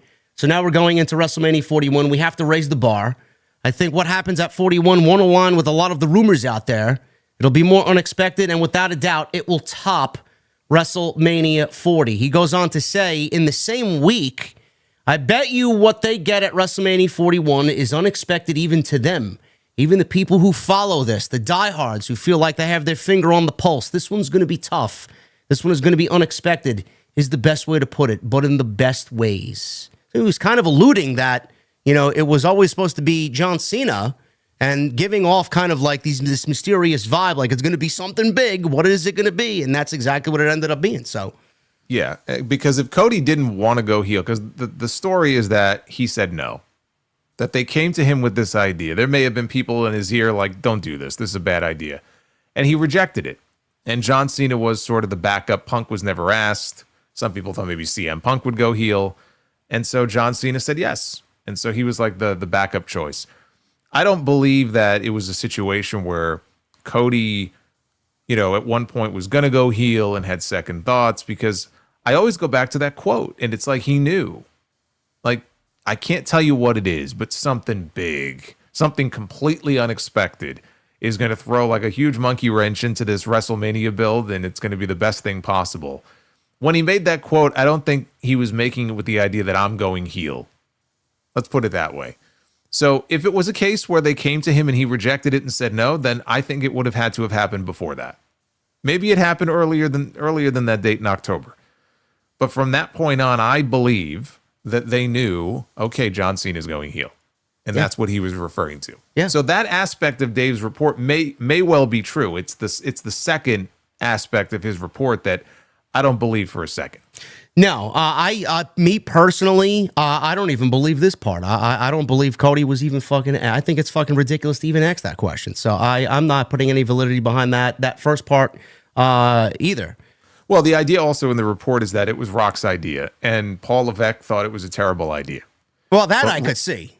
Right. So that I can see, because it is a fucking terrible idea that you would turn Cody Rhodes right now heel. That would be a terrible idea.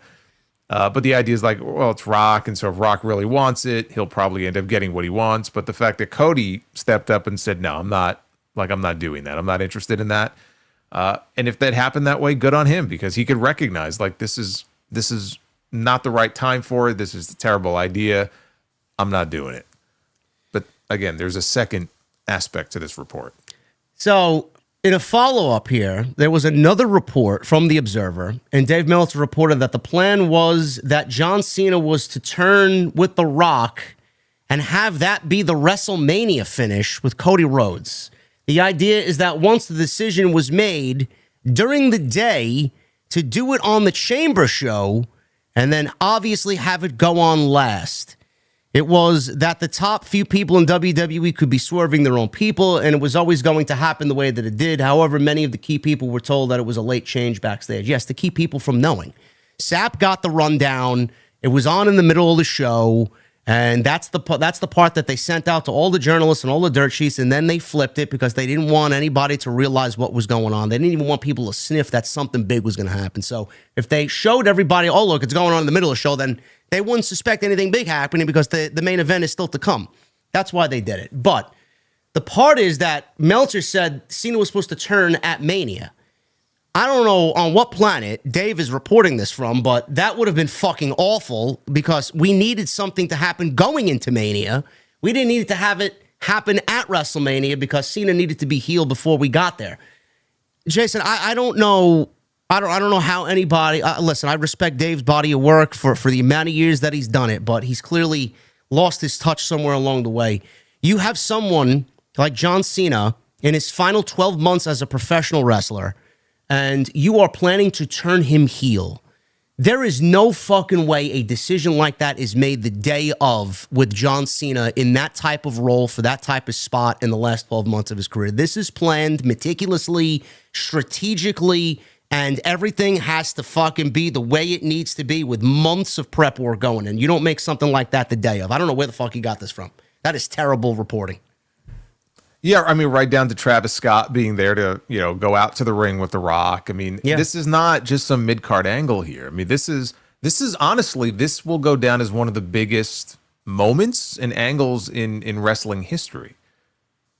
Wherever you want to rank it, you can't argue that this isn't going to go down as one of the biggest because of Cena's stature and top babyface for 10 to 15 years, and then he goes heel. It's a big moment. I not for 1 second do I believe that they changed their mind or called an audible or said, you know what, we were going to do this in the main event of WrestleMania. Why don't we do it tonight? People seem a little upset on the internet that the build to WrestleMania so far has been lackluster. So why don't we go ahead and we'll throw him a curveball tonight instead? Are you okay with that? No, I don't believe that. I don't believe that at all. This was mapped out. This was planned. They knew what they were going to do from the moment The Rock was announced for the show. The moment they announced The Rock would be in Toronto at Elimination Chamber. You mean to tell me they did not know that night that this was going to go down? It was just going to be what? Cody saying, go fuck yourself, and that's it? Yeah. Even if it was in the middle of the show. Maybe, I guess the idea would be that the segment would have been in the middle of the show, and he would say to The Rock, go fuck yourself, but they would close with Cena winning the Elimination Chamber. But do I believe that decision was made hours before the show, the day of? No, not for a second. So then Dave and Brian Gewirtz get into it on social media. Gewirtz says 0 for 2 simply because we read this report, and that's the report Gewirtz replied to. He said 0 for 2 for Dave. And then Gewirtz gets into it actually with Dave Meltzer because Meltzer went on to say and replied to somebody, so you didn't read, as I figured, no more time. But quickly, in 2023, Gewirtz said the story about Dwayne being in talks to do the Inglewood Mania was made up. Later, Dwayne did multiple interviews saying they were very close and it almost happened. Gewirtz said, no, I said your reasoning for him not doing Mania, not having enough time to get in ring shape was wrong, and it 100% was. So then someone else replied, Rock confirmed on Pat's show that the reason the match didn't happen was due to creative differences. He did, says Gewirtz. It's out there for the world to see, but Dave will never admit he's wrong. He'll just deflect and dust off that old Frank DeFord article stating how wonderful he is, but I know the story and he is wrong. And unlike his sources, I'll attach my name to that statement. So Dave Meltzer got into some hot water this week by Rock's personal writer and then everybody on social media in regards to this report. I don't believe any of this for a second. A lot of people take what Dave says and runs with it as legit news. I honestly believe, and again, I don't mean this in any negative way towards Dave because he's been doing this longer than fucking most of us combined. But at some point, Jason, you just got to take a step back and just say, you know what, maybe I should just keep my mouth shut. I don't know why people continue to run with the shit as news. I stopped doing it personally. I just do it now to just debunk the shit and make conversational topics out of it. That's all I do. I never report anything he says as legit news anymore. My favorite thing, though, one of my favorite, other than the Shibata story, which is my all-time favorite. I laugh every time you mention it. I mean, come on, nothing is going to top that. All right, they took his brain out of his head and then put it back in. Come on. But outside of that, I go back to the story from last year where clearly either somebody sent it to him or he just came across it on social media. But there was a segment from, at the time, it would have been 10 years earlier, on SmackDown. It was one of those SmackDown anniversary shows. The Rock was there. Maybe they were in Brooklyn. And they did a segment with Rock and Triple H in the back. And they got really intense. And Stephanie had to get in between them. And then it ended with comedy. They went off to have dinner together. But it was kind of the first tease for what they thought would be a WrestleMania match in Dallas in 2016. So that's how far back this goes. And I remember that segment. And Dave reported in The Observer last year, after they did that kickoff thing in February where Rock and Roman and they're on stage and Cody comes out. You remember that whole thing. Yeah. And in The Observer, he's writing about how they did a promo with Levesque and Rock teasing a possible match. And I don't know if it's possible because of the heart condition. I really can't see him wrestling, but they teased it. And people are like, Dave, that promo was from 10 years ago. Like, how does that end up in it was in the newsletter? Like, I was confused when I read it. I was like, wait a minute. Like, did I miss something here? I'm like, holy shit, that's the promo from 10 years ago. There was even like a WWE 2K14 or 15 logo on the wall in the background. So like, it's one of those things. I swear to God. So like, it's one of those things where it's hit or miss. He will report. It's not like everything he reports is wrong, but like there's just been so many examples of this over the past year, 2 years that it really affects your credibility after a while, and it casts everything that you say in doubt. And it's sad, but like there's been a lot of examples of this. Someone in the chat brought it out. I mean, I don't know which one's funnier, the Shibata one or the fucking fact that he picked up Wessel votes and the fact that the backlash was going to be at the fucking Tokyo Dome. I forgot about that one. That's right. Yes, I could report that. The backlash is coming to Tokyo. But it wasn't just the reporting on that. Like it was like the tale of three tweets. Like there was the initial tweet about it, and then there was a follow-up tweet like following up to try to confirm this. And then when he probably realized at that point that he had been had, like he debunked it, but like he was debunking his own tweet that he had posted earlier. So it was just this weird situation. I'm like, oh my God, like you took the misinformation and spread it and then said, no, actually this report that's out there is not true. Yes, but you put it out there to more people. So like I said, there's been a lot of examples of this. And it just casts everything in doubt, and then we just have a laugh about it. It's sad, but I mean, it's funny. right? We could laugh at it at least. It's good for entertainment. It's fucking hilarious. But yeah, that was in the news this week, and Dave took several more L's. We're not even halfway through March yet. We're basically there, and he's already got all these L's accumulated for 25. So, yeah, we got Cody and Cena was always meant to be going into the show as a heel and not have it happen at WrestleMania. So that's the latest there. WWE and AEW are set to go head-to-head in May. Some minor news and notes here. WrestleVotes is reporting that WWE is doing Saturday night's main event on May 24th. It was added that the company plans to hold Battleground on Sunday, May 25th. And you guys know what's happening on May 25th, Memorial Day weekend. It's always AEW there, 5 years straight now. Double or Nothing from Arizona. And WWE strategically is doing everything they can to just kind of be that pesky gnat on the 4th of July for Tony Khan and AEW. And this is funny because WWE, you know, they can do whatever they want. But Tony Khan said, you know what? I'm not going to release my pay-per-view schedule. I'm not going to release my calendar to them just in case they want to come in and step on my company's shoes. It's exactly what they did. You can hide all you want. WWE, you're not going to run away from them.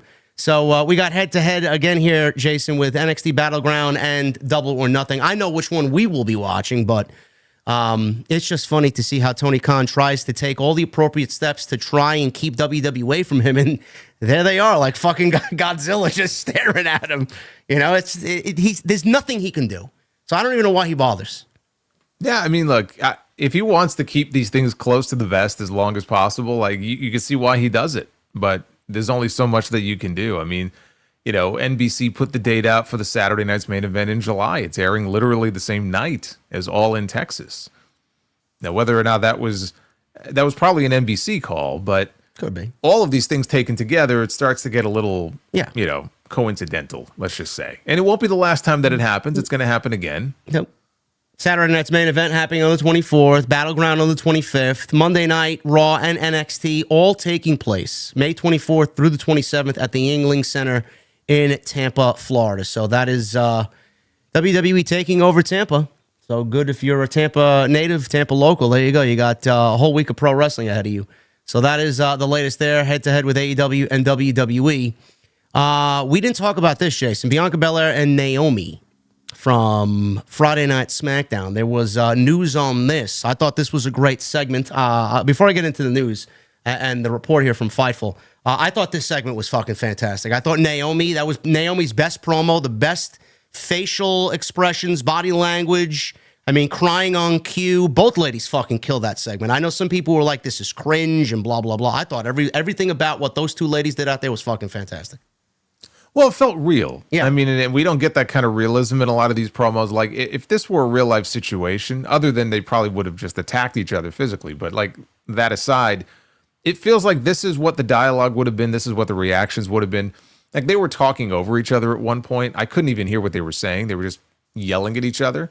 But like there was a genuine feeling to it. It's like, okay, this is not like your typical WWE promo, you know? So I like that aspect of it. They were both crying and getting very emotional. And Bianca, she went to go like put her arm around her, and Bianca's like, don't touch me. And, you know, whatever this is, you and me, we're done. That's it. So she's leaving, and then Naomi's in the ring telling her to come back. And then she just sort of flips, and she's like, you know, you ungrateful bitch. And so, yeah, I thought they did a good job with it. There were real tears streaming down their face. And I had people... Like I was reviewing it that night, and this is one example of when wrestling fans just take things too far. So I liked the segment, but there were people saying, "Oh, they should get an Emmy or an Oscar, you know, for their performance." And I'm like, I beg of you, please watch a real television drama or a real movie, please. Like, I'm giving them their flowers for their performance here, but let's not get into like Emmys and Oscars and stuff like that. Like, again, the wrestling bubble. I get the wrestling bubble is very real, but like, no. Okay, let's not go too far with it. Well, didn't they say the same thing about Roman Reigns and the Bloodline storyline when it really kind of hit the peak? Oh, it's cinema. It's cinema. Yeah. They should get all the awards. An Academy Award for Roman Reigns and Paul Heyman. Yeah.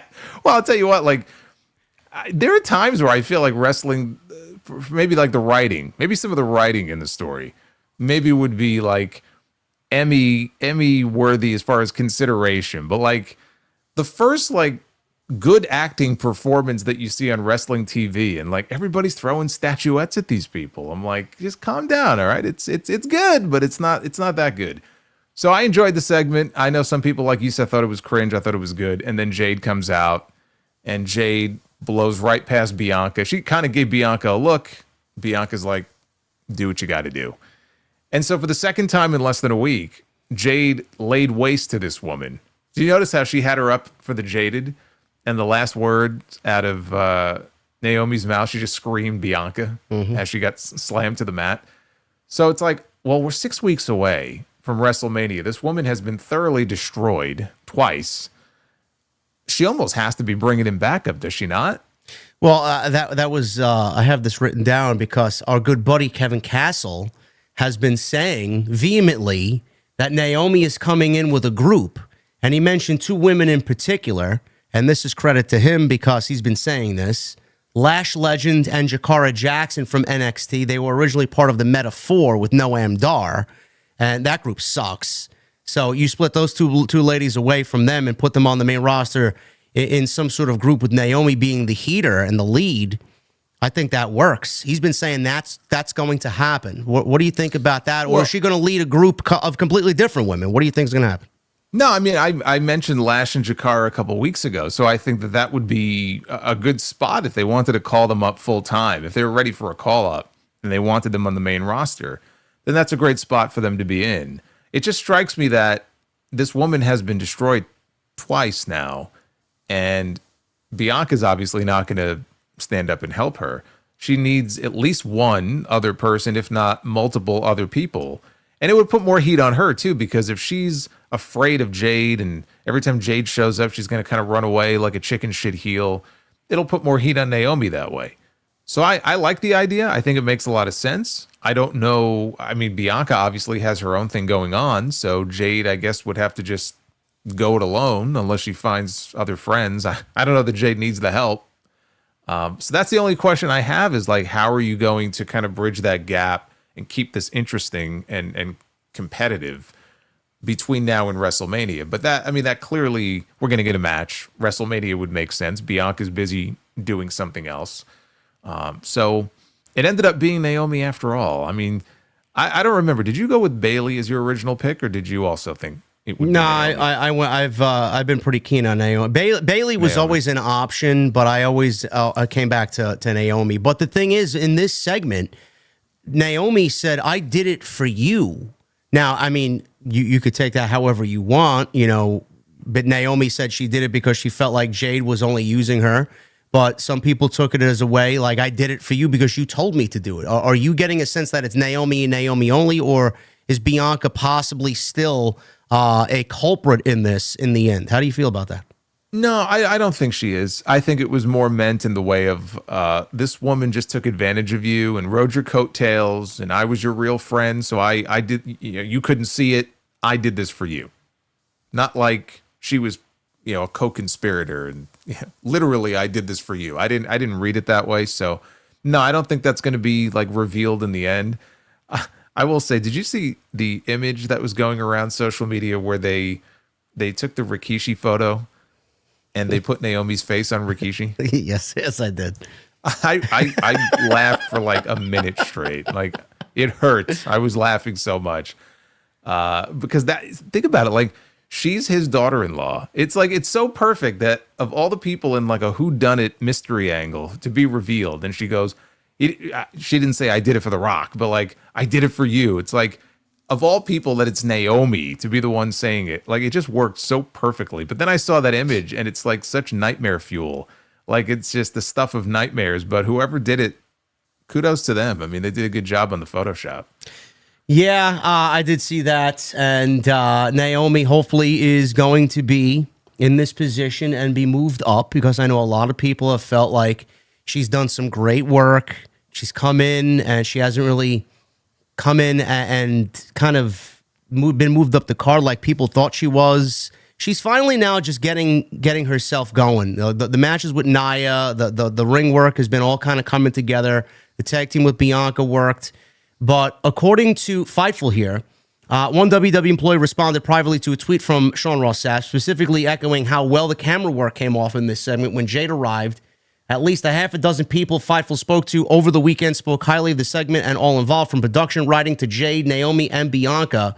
And for those asking, we'll get into the little rumors of Jade Cargill and some backstage heat. There was no backstage issues with Jade at SmackDown this week. I feel, Jason, if Naomi is going to be a heel, which I very much want to see, that she could finally ascend to the women's ranks that people want to see her in. Do you think this is finally going to be the turning point for her career? Because I know a lot of people feel like they haven't been treating her as well as she should coming over from Impact. It's weird. I mean, the women they have right now at the top, especially on the Raw side, like Rhea, Io, now Bianca finally is getting back into the main event picture. Tiffany was the new face in the division, and she's very good, and so they gave her a big push. It was just a case where there was really no spot for Naomi in that mix. There were just other women that they wanted to push, and there were other women that were just, better in that spot right now. Her turning heel probably is the best thing that could happen to her. It's her first time as a heel in 10 years since, remember Team Bad back in the day. So it's been a while, but she did an interview a couple weeks ago and had a quote and said, look, if I was to ever go heel, I would want to go all the way with it. Like, I want to be a vicious heel. And so she's given this some thought. So I'm curious what that looks like. You got to get rid of the glow stuff. So how does she reimagine herself? It's like John Cena. Like, I want to see him reimagine what we know John Cena to be. If he's going to be this vicious type heel, right? He made Cody bleed at the Elimination Chamber. So what kind of heel is he going to look like when we see him next week? What kind of heel is Naomi going to look like when we see her on TV this Friday? I don't know. But it sounds like she's all in on like a complete makeover of her entire character. And I do think it'll help her career. I don't know that I see her winning the women's world title anytime soon, but now they have mid-card titles. So Naomi getting a run as the United States champion? Sure, I could see that. Do you feel like with this current dilemma here between Bianca and Rhea that's building towards WrestleMania, I know I said for the last couple of weeks, if John Cena is turning heel, all cards are on the table for Bianca. Do you eventually see Bianca going heel? I mean, you say eventually almost everybody goes heel. Well, eventually, yes. If you mean in the next 6 months, no. No, I would say between now and next year's WrestleMania, Bianca going heel, 12 months. There's a better chance of that, yeah. Okay. But by next year's WrestleMania, let's say, if maybe we get a singles match there with Rhea and Bianca, I think there's a much better chance that we have a heel Bianca Belair. All right. I'd like to see that for sure. Yeah. Jade was in the news, former tag team champion here with Bianca Belair. This is coming from Fightful. They are reporting a Wrestling Observer situation that Meltzer put out there with Shayna Bazsler and Jade Cargill that happened last year that led to Cargill getting heat backstage. Now, Fightful had asked WWE Talent about this incident shortly after Jade Cargill was written off TV, but those in the locker room had been very quiet. Since then, it was claimed that Cargill took issue with something that had unfolded, and the word going around the locker room was that Cargill had said something to the effect that Bazsler needed to learn how to work, which she denied, or which was denied by people close to Jade. I'll stop there. Shayna Bazler's been wrestling for 11 years, and Jade has been wrestling for what, 3 years, maybe 4 years? I think 3. I don't know where that comment comes off, and Jade has any say or power to say, and to an 11-year veteran, you need to learn how to work. I don't, if she said it. We don't know that she said it. Sure, if she said it. I just found that to be funny.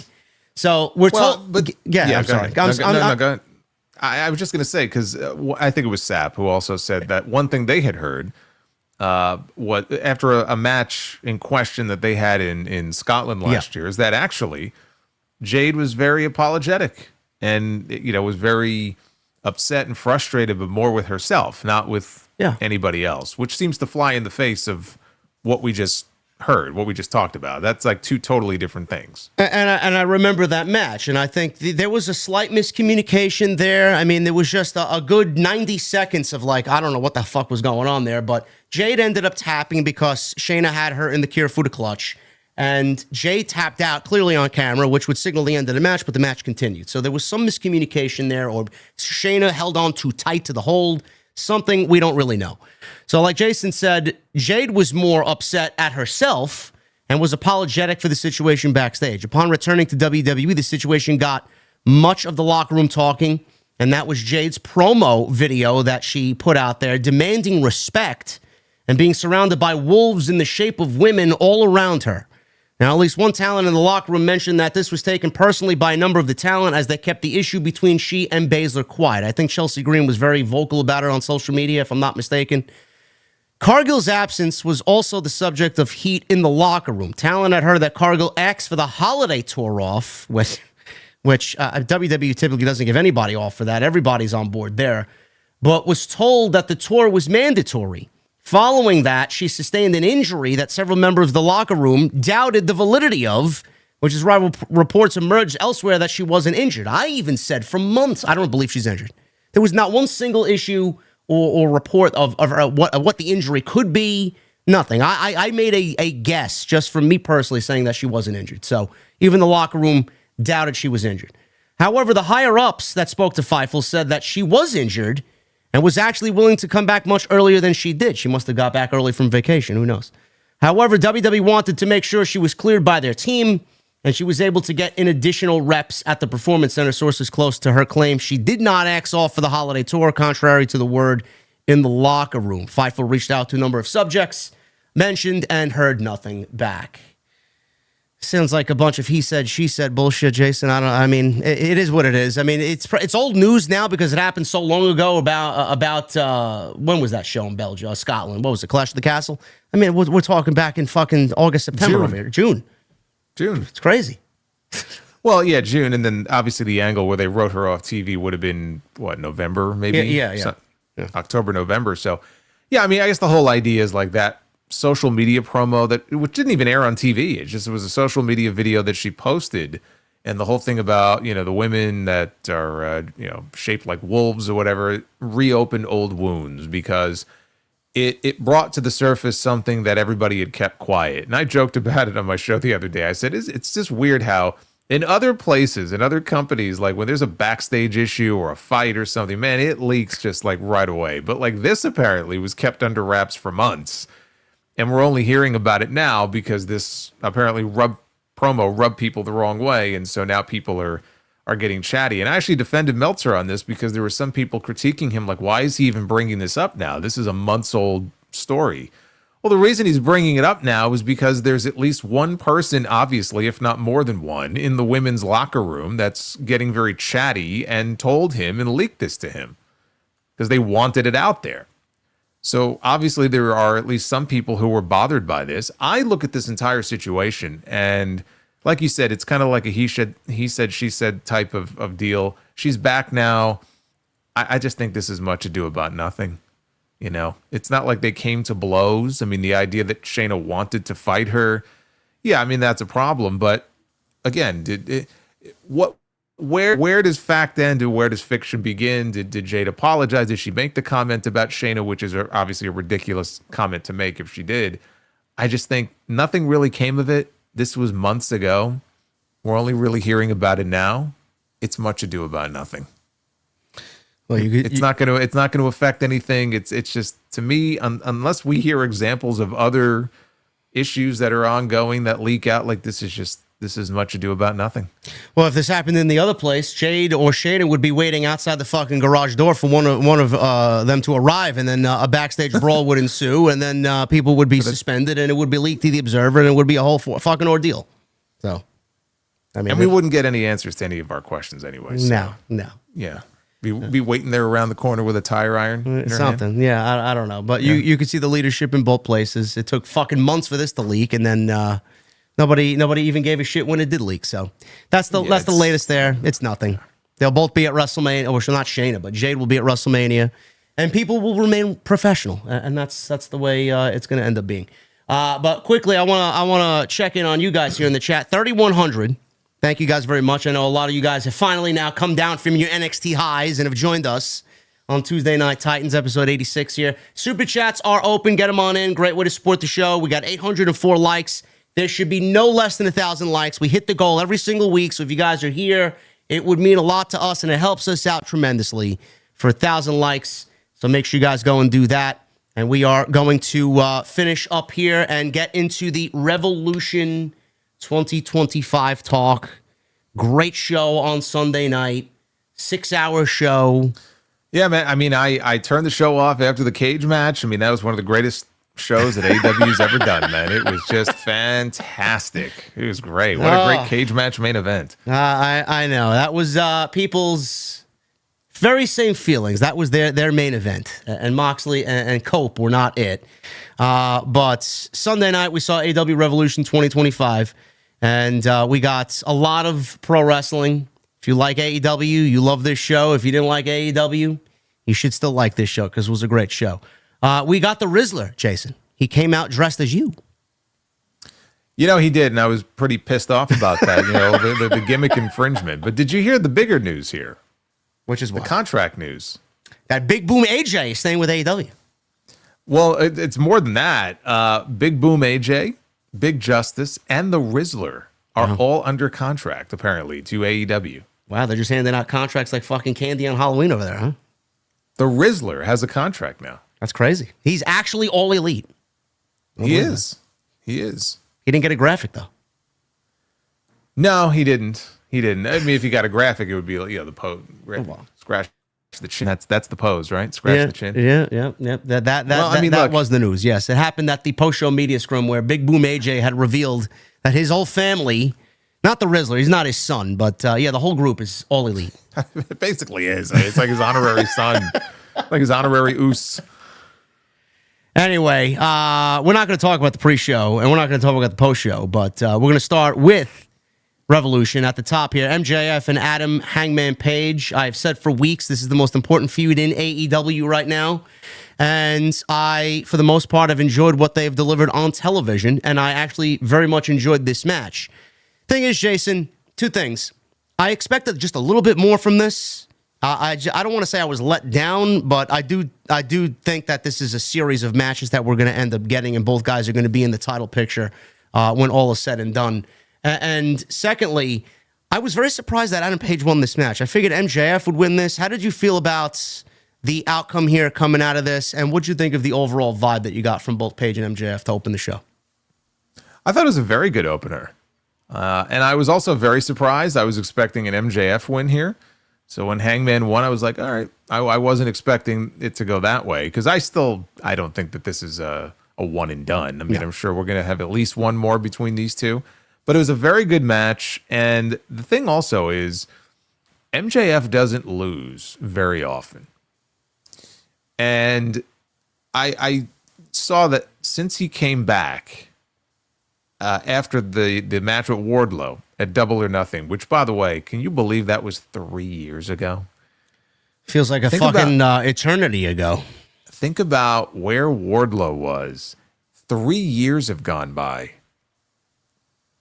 I mean, what more can be said? I watched back the MJF and Punk dog collar match where Wardlow came out, couldn't find the ring, and he handed the ring to Punk, kind of, incidentally. He just there you go. He didn't really hand it to him. He just left it on the ring apron. Man, the fucking ovation, the crowd energy during that match, man. I'm like, can it just transport me back to that, man? Where the fuck is this guy, man? Look at the fucking heat he was getting. Look at the ovations he was getting.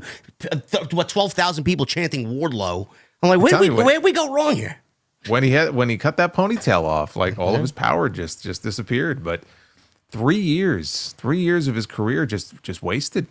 I mean, he's done practically nothing since then. But since that match, since that squash loss, MJF has lost to 3 people. Samoa Joe, Will Ospreay, and now Hangman Page. So when MJF loses, to me anyway, it does feel like a big deal, because he is someone who doesn't lose very often. So it felt special. It felt like okay, this is a big deal. I don't know if they just immediately go into the next match, like they're going to rematch them at Dynasty, or do we kind of circle back to it? That I don't know. But I thought the match was very good, and as far as a match to open the show and kind of set the tone for the night, I thought it was pitch perfect. Yeah, this is definitely going to be match 1 of 2 or match 1 of 3. I could see them. I know MJF is already booked for Wednesday's show. He's going to have an interview segment on Wednesday's Dynamite tomorrow night. I could see the second match happening at Dynasty, and if it does go a third match, I could absolutely see them being the final of the Owen going into All In. So I would assume both guys are going to be in the title hunt.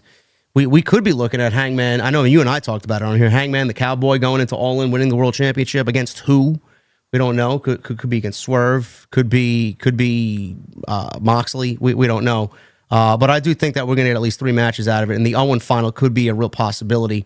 But looking back at it, I might as well ask you this now. I said when the match was over, this was the perfect match to start the show. Most important feud right now going on. Everybody talks about getting back to that feeling that AEW used to have. These two guys, they're basically the embodiment of that feeling, whatever it is.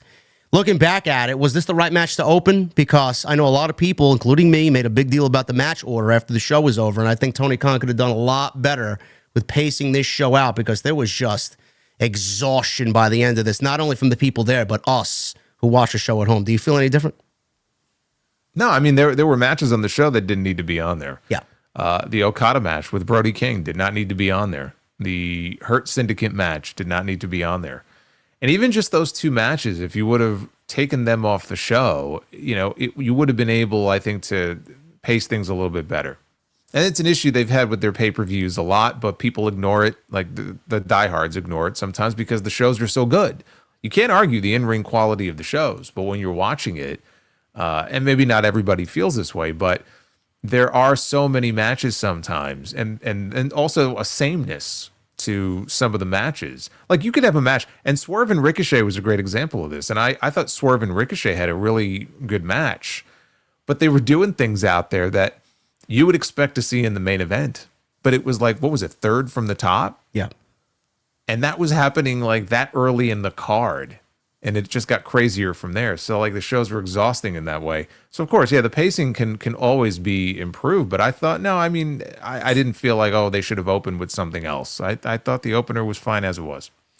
Speaking of the championships that were defended across this show, like Okada and Brody King, some people felt like this didn't even need to be on the show, but you're not going to leave Mercedes off the show. TBS Championship, Mercedes Moné defended the TBS title against Momo Watanabe.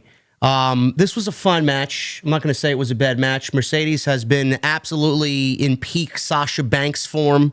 She's been doing unbelievable work the last 6 months, and this match was very good. The thing is, Jason, Momo won a right to challenge for whatever championship she wanted, and she ended up choosing Mercedes.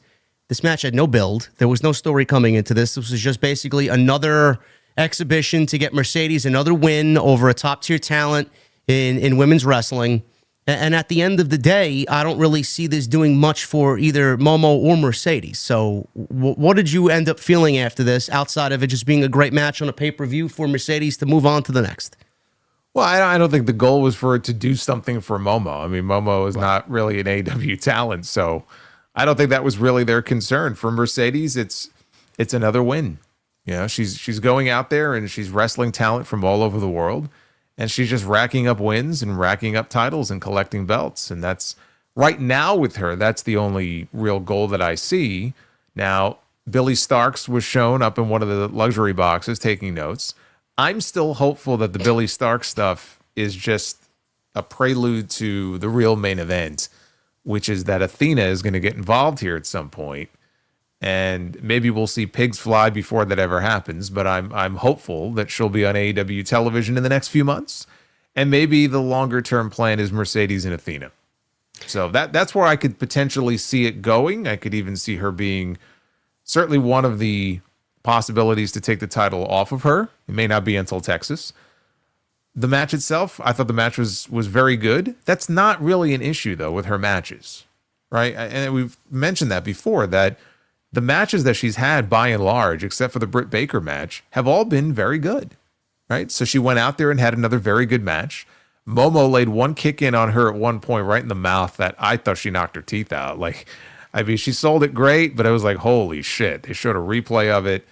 I think she may have had a bruise on her chin when the match was over, so, she got out of it unscathed. It looks like Momo didn't, though, because it looked like she got hurt.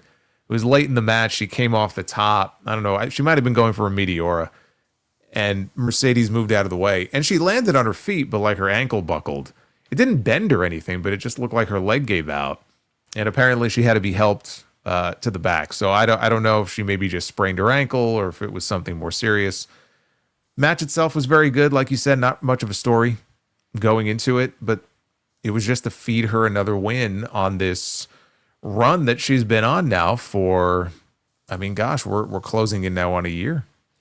What needs to be done here to really generate some interest as far as what Mercedes is doing on television? It's like you said, it's not about her having, great matches, because we know that she can shit out great matches. But the thing is, I think a lot of fans want story, and a lot of fans want a little bit more direction as far as where she's going, and a little bit more investment into the stories that she's telling on TV. If they don't do that and they continue on in the current trajectory with Mercedes, and then they go and do the Athena match, and she beats Athena there, which I know a lot of people are like, Athena's going to win, and she's the next coming TBS champion. I just don't see that happening. How much longer can they can continue with Mercedes on this role? Because right now I just get a general sense that the fans are just exhausted with Mercedes' title run because it's not offering them anything interesting. What could they do here? What they could do is they could build up one of their real female stars in the division to be the one to take the belt from her. I mean, putting people in there like Momo is great, but like she's not like a full-time part of the AEW roster. That's not going to do anything for Mercedes. It doesn't do anything for me as a viewer. I want to see someone, forget Athena for a second, Chris Statlander, Jamie Hayter. Pick somebody else from the roster that is either popular or could really be built up. I don't know if they would go back to Willow Nightingale for that. I mean, it's already been done. Someone like that. Julia Hart. No, she's a former No. champion, I would say, no? Yeah, but I don't want to see that. As far as her being the one to take the title from Mercedes, I don't want to see that. I have no interest in seeing that. There are other people who are better for that spot. I'd be perfectly fine if they wanted to circle back to Chris Statlander, right? Because there is a story, there's a history there with them. And Statlander she's been beaten twice, but if she could work her way back into the title hunt, and it's like, this is my last shot, right? I'm not going down a third time. It's almost like the Jey Uso and the Gunther story. Like, you could tell that story if you want to. That's what they need to do. We'll see what happens. Right now, Mercedes got no direction, so we're going into Dynasty. She was a big part of that show last year, and right now we don't know who her opponent could even realistically be going into Philadelphia, so we'll keep an eye on that. Swerve, he will be hopefully going into Philadelphia as the number one contender and walking out with the world championship. I mean, we could wish upon a star there, but the way things are going, I'm not really too hopeful. Swerve and Ricochet, we had a number one contenders match here. I had a lot to say about this on my end. I think Swerve is fucking fantastic. He is one of the best big match wrestlers maybe in the entire sport, number one. Number two, this was the best Ricochet has looked in his entire AEW run so far. He wrestled a near brilliant, perfect, flawless match. Everything he did was fucking gorgeous. Same thing with Swerve.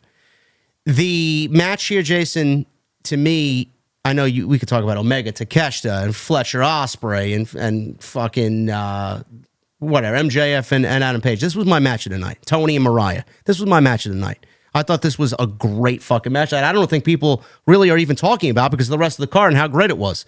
But as far as Swerve winning, I mentioned this to Jesse on Sunday night. We saw so much as far as Mariah and Tony, and then Will Ospreay and Kyle Fletcher, the stories that are there.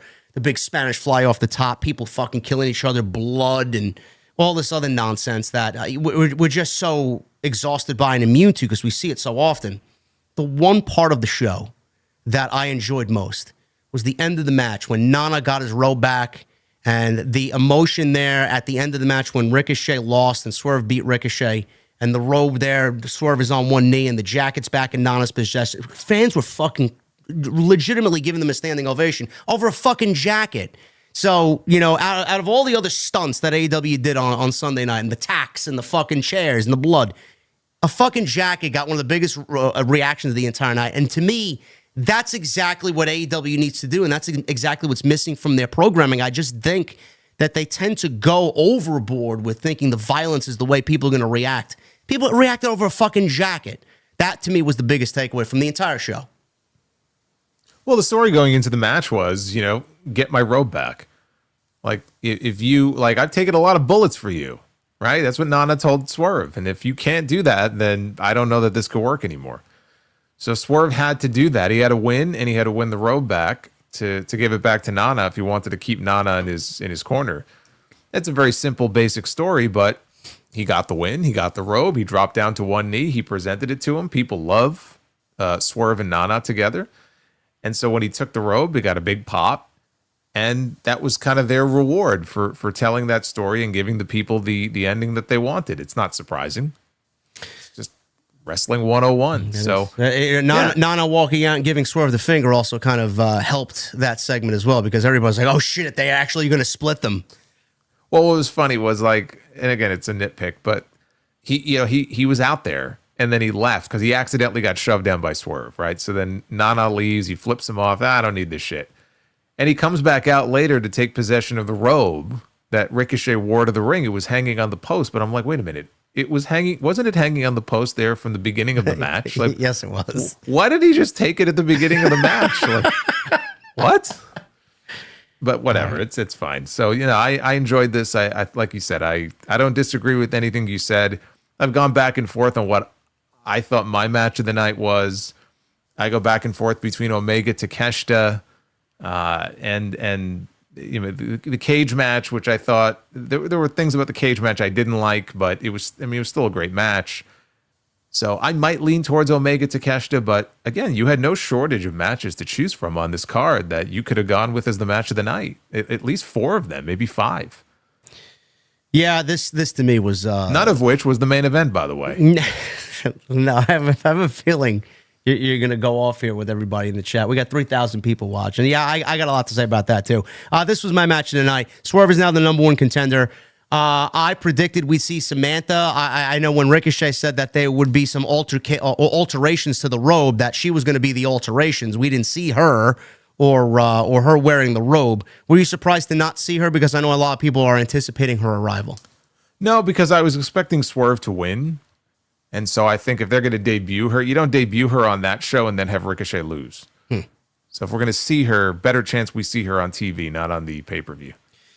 Yeah, we'll see what happens there. I think that's going to help him out tremendously. Swerve is now the #1 contender. We'll get into where he goes and what should happen a little bit later on here.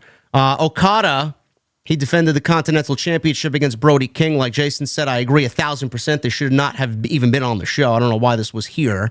Everything to get Okada on the show. I mentioned on social media, Jason, I think Okada is great, but it might not. I said then on Sunday, it might be somewhat of a hot take. I don't even think it's a hot take. It's just really just truthful, honest opinion. I'm not really familiar overly like a fucking encyclopedia with Okada's New Japan work. I've seen him wrestle. I've watched all the Omega matches that he had in New Japan. Unbelievable wrestler. I don't think anybody really denies that he's a great pro wrestler, one of the best ever. But his arrival in AEW has been so garbage. I don't want to say, that may be too harsh of a word. He's had a good showing, I would say, but not to the level of what everybody expects from Okada. He hasn't really made a dent or an impact in AEW's viewership. He hasn't really garnered any interest. He hasn't really done anything important on the show. And the one thing that he's known for here is not even his pro wrestling or not even his Continental Championship run. It's the fact that Tony Khan put him with the Elite and he just adopted this fucking bitch. He says bitch everywhere, which is funny. Don't get me wrong. He adopted a fucking bitch? Did I miss something here? The word, the phrase. He adopted manager that I'm not aware of? He adopted using the word bitch on national television. Okay. But that's what he's known for. Like, how are you feeling about Okada? Because I just had all these feelings come over me watching this match. I'm like, what are we watching? And who could possibly even be bothered to care here? They're in a holding pattern until Texas. It's the only reason the Continental title is on him.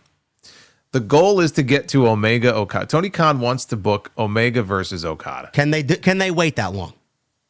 Yeah, they can, and they will. So you mean to tell me he's been brought in only to win this championship and wrestle Omega for a 5th time on American soil? Oh, I'm sure that was the plan from day one when he signed him. Wow. Okay. Okay. You think I'm wrong? No, you're not wrong. I'm just laughing at the Okay. fucking whole mere just thought of it. It's just fucking terrible. You wanted an answer. I gave you the answer. I mean, so he's not dropping that title before then. He'll have a few more, good title defenses, but all roads lead to Texas. And that's the match that a lot of fans want to see. That's the match Tony Khan has probably had visions of in his head since he saw them, the last 3 matches they had. And so that's what we're going to get. And we're going to get more of these title defenses where they'll be good. I don't know that there'll be much of a story behind them. Okada, it's almost like Okada is one of the best big match performers I've ever seen. Because I've probably seen more of his matches than you have. And he's phenomenal. I mean, whatever the biggest star, like the biggest and best in-ring performer was that you could think of at any given moment in the last, 20, 25 years in this country. Like that's what Okada was in Japan. Like he was a big effing deal over there. And I could totally understand why Tony Khan would want to bring him in if he was available. I would want to sign him. I'd love to have him in my promotion. But it almost feels like he's in his Shinsuke Nakamura phase. Yeah, that's a good way to put it. Yeah. I mean, that's kind of what it feels like to me, where when he puts the Jets on, he can go. And I think when he gets in the ring with Omega, they're going to have a special match. I don't know that it can live up to the billing of their past matches because they're both older and their bodies have been through a lot of wars, especially Omega. He's coming back, although Omega doesn't look like he's missed a beat. So I don't want to make it sound like he's some crippled up old man. But I feel like when the Jets are turned on, he can still go. But he knows, like when he goes out there, I mean, he didn't get out of first gear in this match. And he could still have a good match in first gear, but like he never got out of first gear.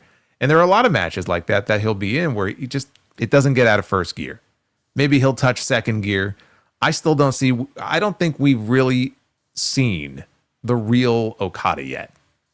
We will soon, but we still haven't seen the real Okada yet. All right, and then when he loses to Kenny, where does Okada go after that? Well, that's the question, isn't it? I don't know. I said on Sunday with Jesse, the only reason why, like you mentioned, I mentioned the reasons you mentioned here, match with Omega, Continental title. I wouldn't put it past Tony to fucking offer him $4 or $5 million a year over 3 or 4 years to just stay away from Triple H. He's got a lot longer to go here in AEW. Do you see Okada retiring after this current contract? Do you see him at least doing a year in WWE? Well, there's a difference between retiring or doing a year in WWE. Do I see him retiring? No. He's not that old. I mean, I think some people forget, like he's got to be mid-30s. I mean, he's been doing this for a while and he's had some of these classic matches, but he's not nearly as old as a lot of the guys that you see in wrestling at the top of the card in either company. Like he still has many more years left if his body holds up. So he's not retiring. What he will do as far as does he stay in AEW? Does he go to WWE? I can't get in his head and know what the deciding factor was behind him signing with AEW. Was it that he has a lot of friends who work for the company? Was it that he was just blown away by the money that Tony Khan, was offering him? Maybe it was a combination of both. I don't know what the deciding factor was for him. So I let's say his contract is up in 2 years. First of all, we don't even know what the lay of the land is going to be in wrestling in 2 years. But let's say it's like what it is now. I don't know what the deciding factor is for him. I don't think he's going to be hurting for money.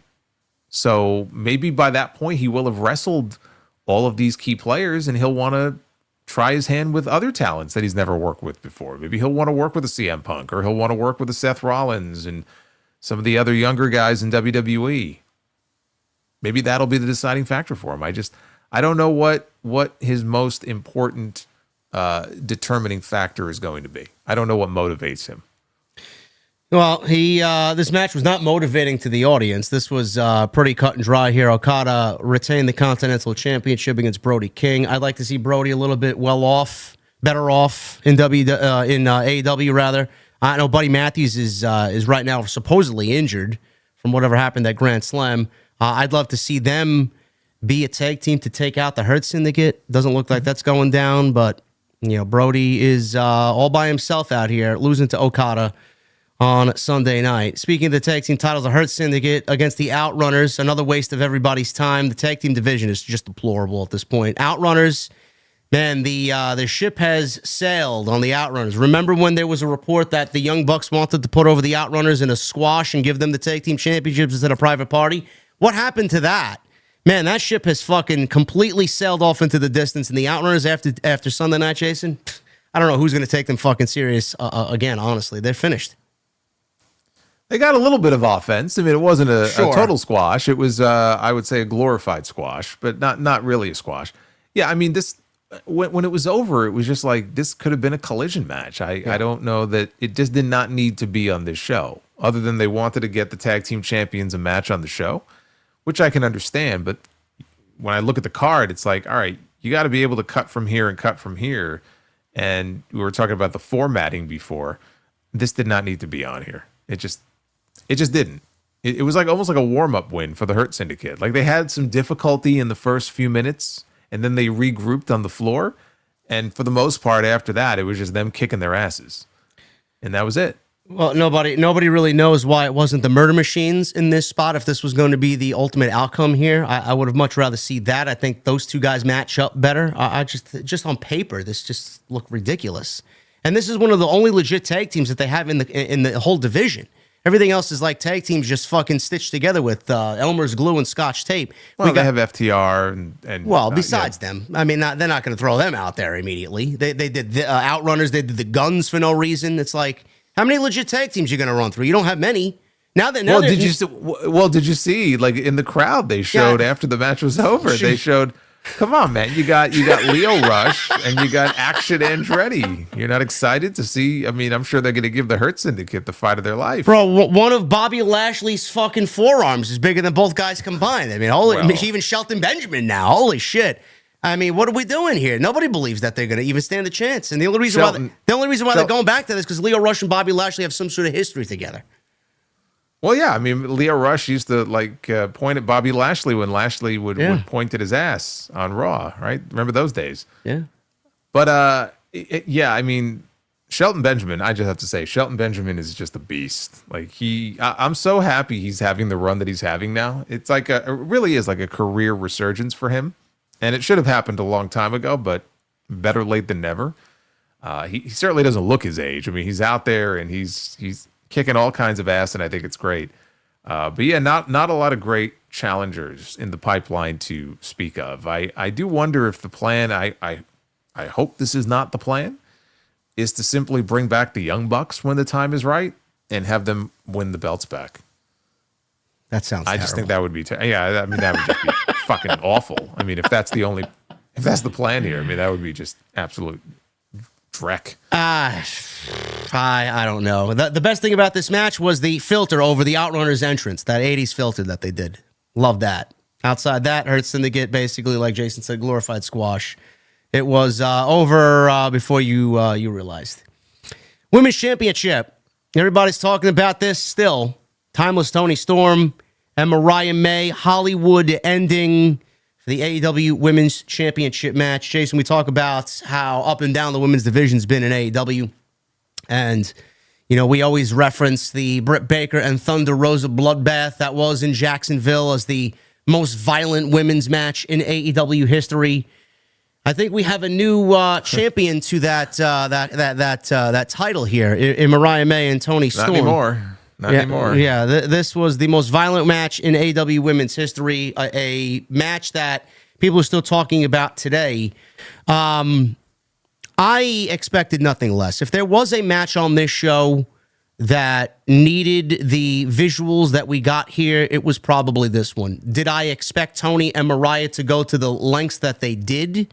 No, I thought it was just going to be, a couple of blood shots and some thumbtacks or a table. But I mean, when you start breaking champagne bottles and then taping your wrists and then shards of glass like a fucking Mortal Kombat move, I mean, that's where it gets crazy. Well, Toni did the Eddie Guerrero blade job during this match. I mean, at one point they showed her and she looked frustrated because the blood was in her eyes and like she just wouldn't stop bleeding. So she was like, fuck, like I'm not sure she even expected there to be as much, blood pouring out of her head as there was. So she must have hit a freaking artery or something.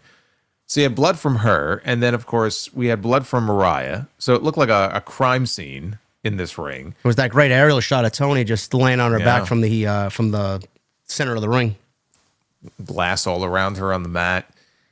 And so, yeah, they brawl up onto the stage and the match ends on the stage. If I had one critique of the match, the Hollywood ending, it was basically a false count anywhere match. And I just wish they would have leaned into that more. Because they kept the match to the ringside area and the stage. And I was kind of hoping that maybe they'd end up in the back and they could always fight their way back into the arena. I don't think they leaned into the stipulation enough. The other thing also that surprised me, and maybe with all the blood loss, it shouldn't. Maybe that was the reason for it. It went like 11 or 12 minutes. So the Mercedes Momo Watanabe match had 18 minutes. So they gave a lot more time to the Mercedes match than they did to this match. And I'm not saying this had to go 25, but like that just shouldn't have been. Now, if it went shorter because there was just so much blood and they just couldn't go that long, I understand that. But you give 11 minutes to a match like this, this is the big blow off to a feud that's been going on for over a year, and you give almost 20 to the other match. I mean, that's quite the difference. Yeah, I didn't even think of that. I'm like, I don't know why Momo and Mercedes needed 18 minutes. I mean, I guess you could look at it as with what they did, like you mentioned, 12 minutes is more than enough time to fucking. But that's what I mean. Like if they would have, but if they would, that's what I mean when I say if they would have leaned into the false count anywhere stipulation before they got into the blood, they could have had more fun with it and they could have brawled. You could have gotten another 4, 5, 6 minutes out of them just doing that. And then eventually come back down to ringside and then you could. Bleed all you want to. So that would be my only critique of this. Obviously, this was a blow off. If you're going to blow off a blood feud, I mean, this is the way to do it. I personally am not a huge fan of the glass stuff. I know some people love that shit. I'm not a big fan of it. But if you're going to do a match like this, I mean, they went all out. You can't say they didn't, and that has to be it. I mean, right? I mean, that's it. They put an exclamation point on it, even at the end of the match. I love how they put the end on the big screens, like you would see at the end of an old Hollywood movie. So it was very poetic. Tony's laying on top of Mariah. It says the end, and it felt like the end. And it was the outcome I figured we would get. I didn't think they were going to put the belt back on Mariah. I don't know what each of them move on to next. We may not see Mariah for a little bit. I don't know. Maybe she'll get some time off. Who challenges Toni Storm next? They haven't tease the challenger. I don't know who that would be. They're going to be hard pressed though to be able to tell a better story than the one they told with these two women. And they should be commended for that because honestly, this will go down as one of the best stories that they have told in the history of this company. Yeah, no, I agree. This is it's easily the best women's story that they've told in 5 years. The shoe came into play here. Tony was whipping her with the championship belt, just like Mariah was a couple of weeks back when Tony kind of shed the rocker gimmick and came out playing the role of her life. And Mayday on the stage, the ending of the match was a Storm Zero through a table. That was the weakest spot of the entire match because the table didn't break the way that it was supposed to. Tony fell on top of Mariah. The poetic nature of it was Tony hugging Mariah's bosom, I would say, and like Jason said, the end on the big screen, just like in the old Hollywood flicks back in the 50s. Everything about this was great, and there's a couple of things that Jesse and I talked about on Sunday, Jason. I'm sure you have talked about them once or twice before as well in regards to both of these ladies here. We talk about Mercedes, and we talk about how it's just all wrestling for Mercedes, and we know how great of a wrestler she is, and she hasn't really had that one star-studded feud yet with real story. She hasn't really put over anybody either. I don't want to say that in a negative way. She just hasn't. I haven't really felt the impact of Mercedes in the division compared to a Toni Storm. Look at what Tony has done for Mariah, and look at what Mariah has turned into by working with Toni Storm. Where do you fit these two ladies now in the whole grand scheme of women's professional wrestling? Because before Mariah came in, I didn't have a fucking clue who Mariah May was. I heard of her, but Man, what a star she's turned into just by working with Toni Storm. And now look at the work she's put in, the acting, the promos, the entire storyline that we got here. Man, she's fucking self-made coming out of this storyline. It's fucking unbelievable. I mean, she's the total package. She's got everything you could possibly ask for. I mean, she could be she's a vicious heel. You know, I mean, they turned her heel and she went all in. I mean, she slapped her own mother in the face. You know, I mean, that says it all right there. So I think the work that she's done, whether it's in the ring, whether it's on the microphone, she's a rock star. And Toni Storm, we know her history. We know how things ended with her in WWE. And she literally ran away. Like it was so bad. Like she just ran kicking and screaming out of that company. And so she ends up in AEW, and you know they were doing the stuff with the Outcasts, but then she branches off into this character, and some people don't like it. You know, some people think it's too over the top. I think that the character work that she has done is some of the best that I've ever seen, and it's been very entertaining. I do think it still has a shelf life. You know, it went away for a while. She brought it back.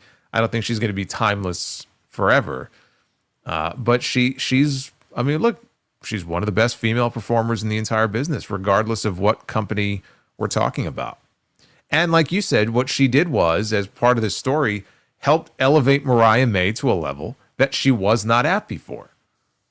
And you mentioned Mercedes. Mercedes just hasn't been in a position to help elevate anybody else. Nobody's been elevated by working with her because I don't think in their mind that's not the goal, I guess. The goal is to really build Mercedes up, and one day when she gets beaten, maybe that's the time that somebody gets made.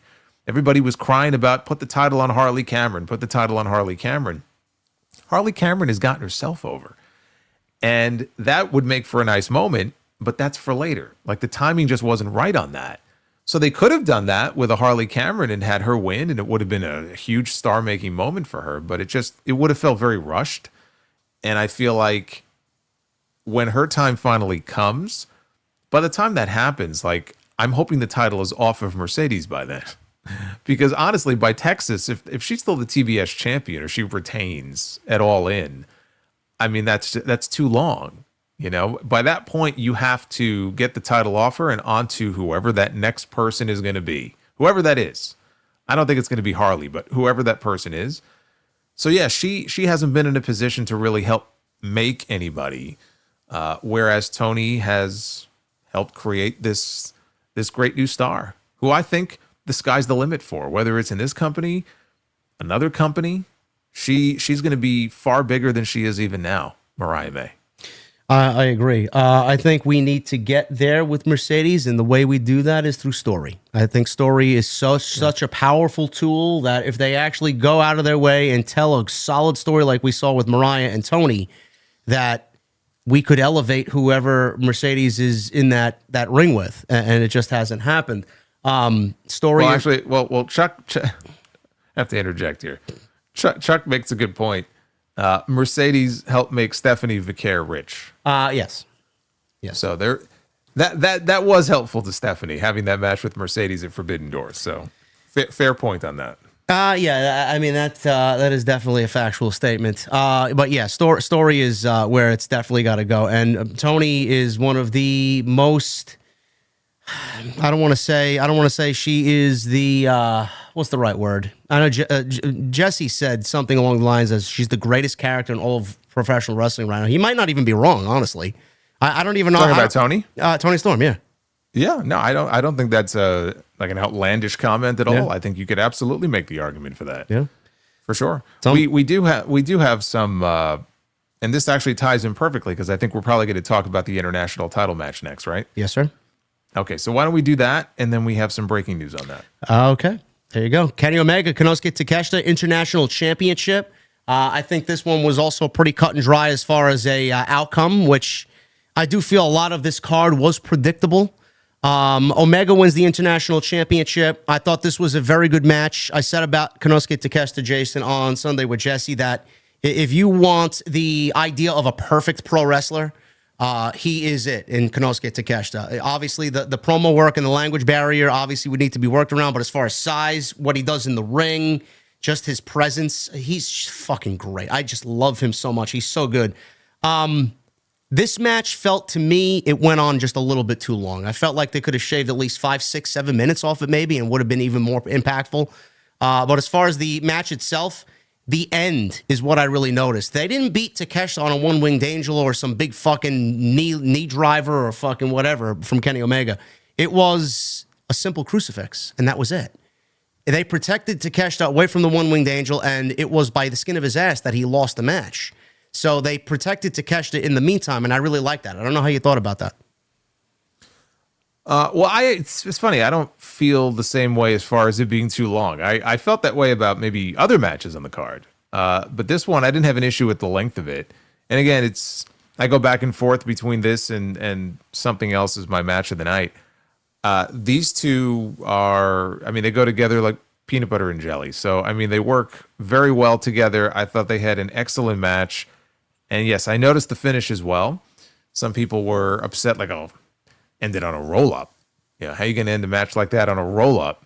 And I get that, but like they did it in a way to protect Takeshita, where it wasn't even so much like a decisive win. Like he got put in the dirt, right? It was a clear-cut win for Kenny Omega. Kenny tried the one-winged angel during the match, and his ribs were hurting, or his gut, whatever. He was clutching his stomach, couldn't get him up for it. So he didn't win with his move. And so it protected Takeshita, and it made me think they're protecting him for maybe they're going to do one more match. And in the rematch, Kenny could win with the one-winged angel.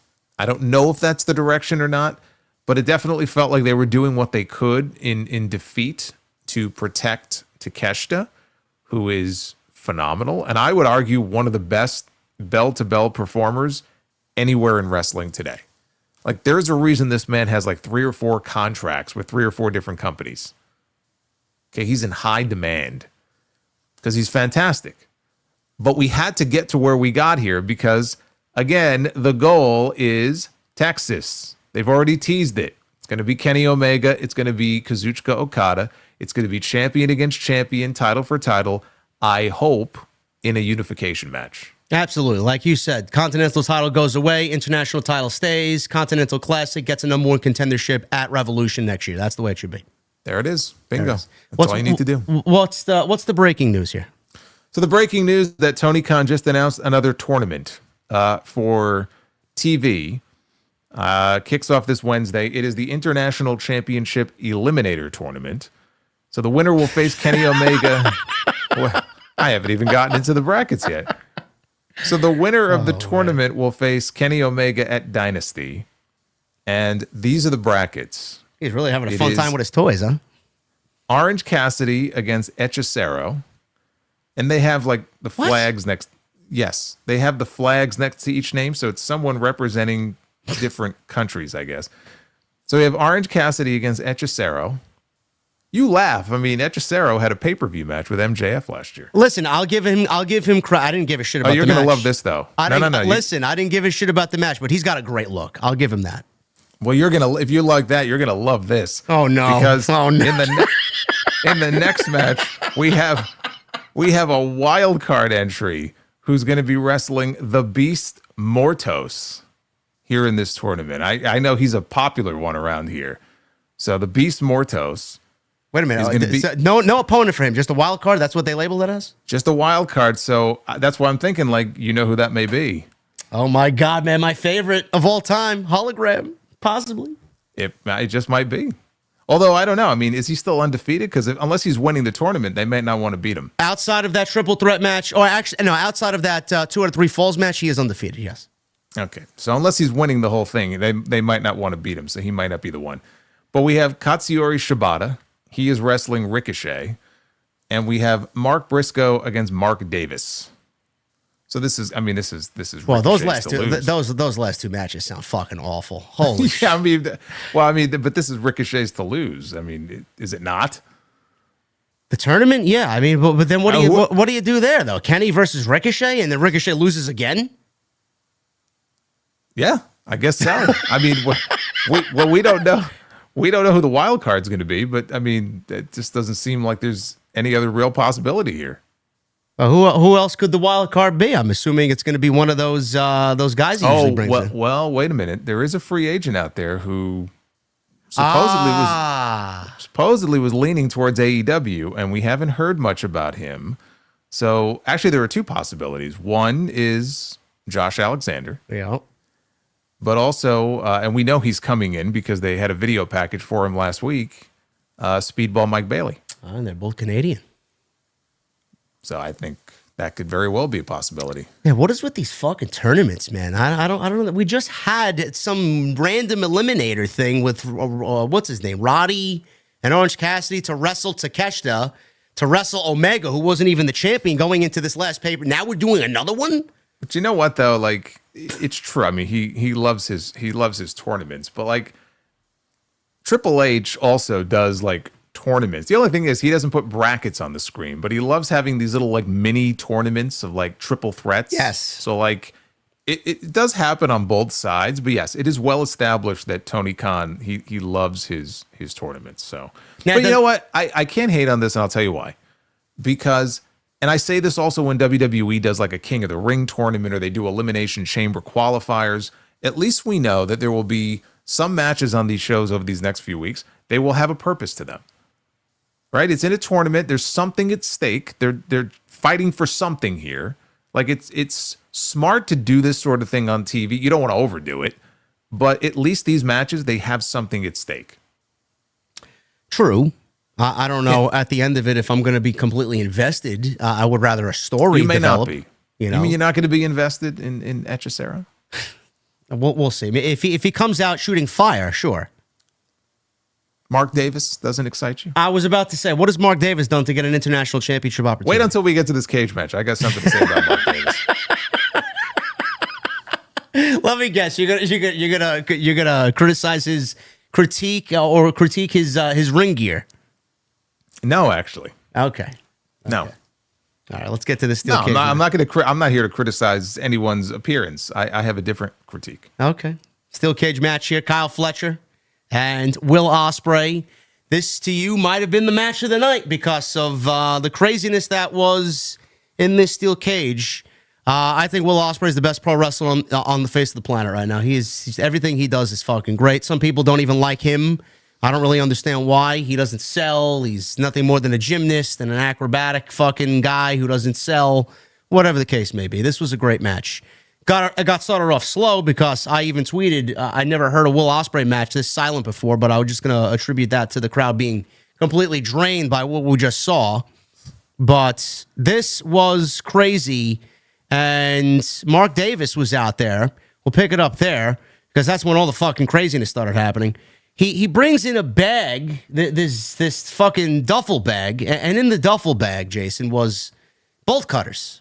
And the steel cage match usually is supposed to keep the people outside, getting from the outside inside. But, if anybody can just fucking grab a random pair of bolt cutters and just get into the fucking cage, I don't know what the sense of the steel fucking cage is.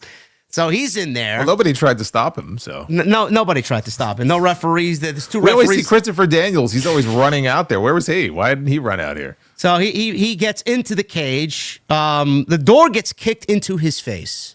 So Fletcher kicks the door in his face. He ends up bleeding. At this point, Okay, Fletcher's bleeding and Ospreay's bleeding. So now everybody's bleeding. Go ahead. I'm going to stop you there. Go ahead. I'm going to stop you there.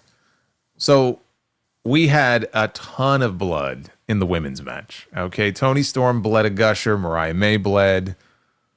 Did we have blood in any of the other matches earlier before that? I can't remember. Outside of a couple of droplets on MJF, that was it. Okay.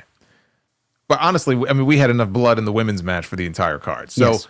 we had that bloodbath. We go into the cage match, and I'm not shocked that we had blood, but Ospreay's bleeding. And of course, Kyle Fletcher, he's licking the blood off the cage, and we saw him licking a screwdriver. Yes. I said, I'm probably on some kind of watch list, watching all of this stuff. So they're both bleeding. Mark Davis comes down. It reminded me of when the Big Boss Man came back to WWE in the late 90s, and they would hit when he was a heel, and they hit his music, and there was this collective groan from the audience.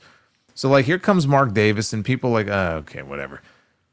So he gets the door sent back into his head, and he falls on the floor, and he's out for whatever, a few minutes.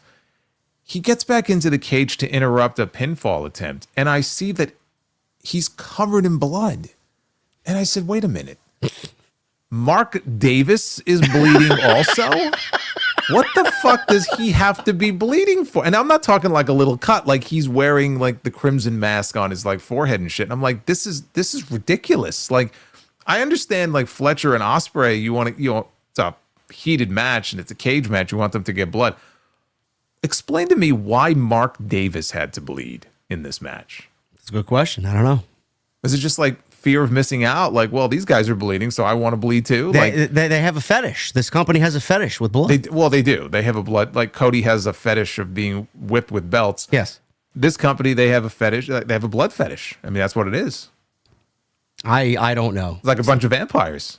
I mean, the way the door was kicked into his face, I did not anticipate him bleeding the way that he did, but he did. No. So I was quite surprised when I saw him come up, and he too was bleeding here. And I just thought, boy, this is really just going overboard here. Like, why does he need to bleed? Well, I don't know. Maybe he fell on top of that barbed wire baseball bat that he had in the duffel bag. I don't know. You know what? At least they didn't cut to him on the floor outside punching himself in the head like Christopher Daniels was. So, that is true, yes. It could always be worse. Anyway, this geek gets the fucking door kicked in his face by Fletcher. Ospreay grabs the barbed wire bat, hits Fletcher, and then takes the fucking barbed wire bat and grinds it into Fletcher's face.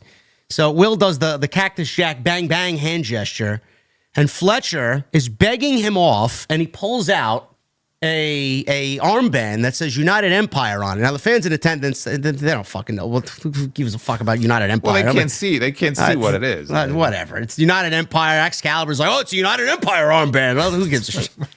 Who gives a shit? So Will flips him off. Kyle uppercuts him and delivers a low blow. All of a sudden, Fletcher takes the armband and wipes his own blood with the armband and jams it down Ospreay's throat. And I'm like, after all that we just saw, we needed to see that. He already licked the fucking cage. This geek is fucking bleeding. Now we got to get somebody with an armband jammed down their throat, covered in blood. I don't. Hopefully, there's tests done before and after the match. What was it? What was it? Gigi Dolan in that indie match with the bloody tampon? Yeah. Okay. I mean, it's like this was really not that far off. So that was pretty gross.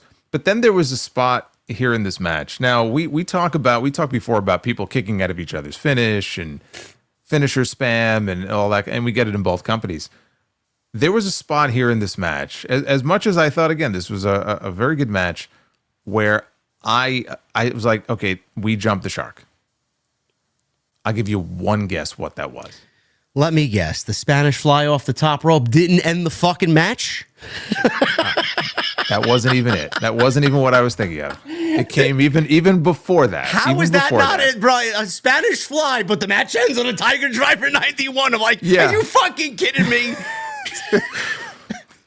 Well, that's pretty bad. What was it to you outside that, please? It was the Styles Clash on the thumbtacks.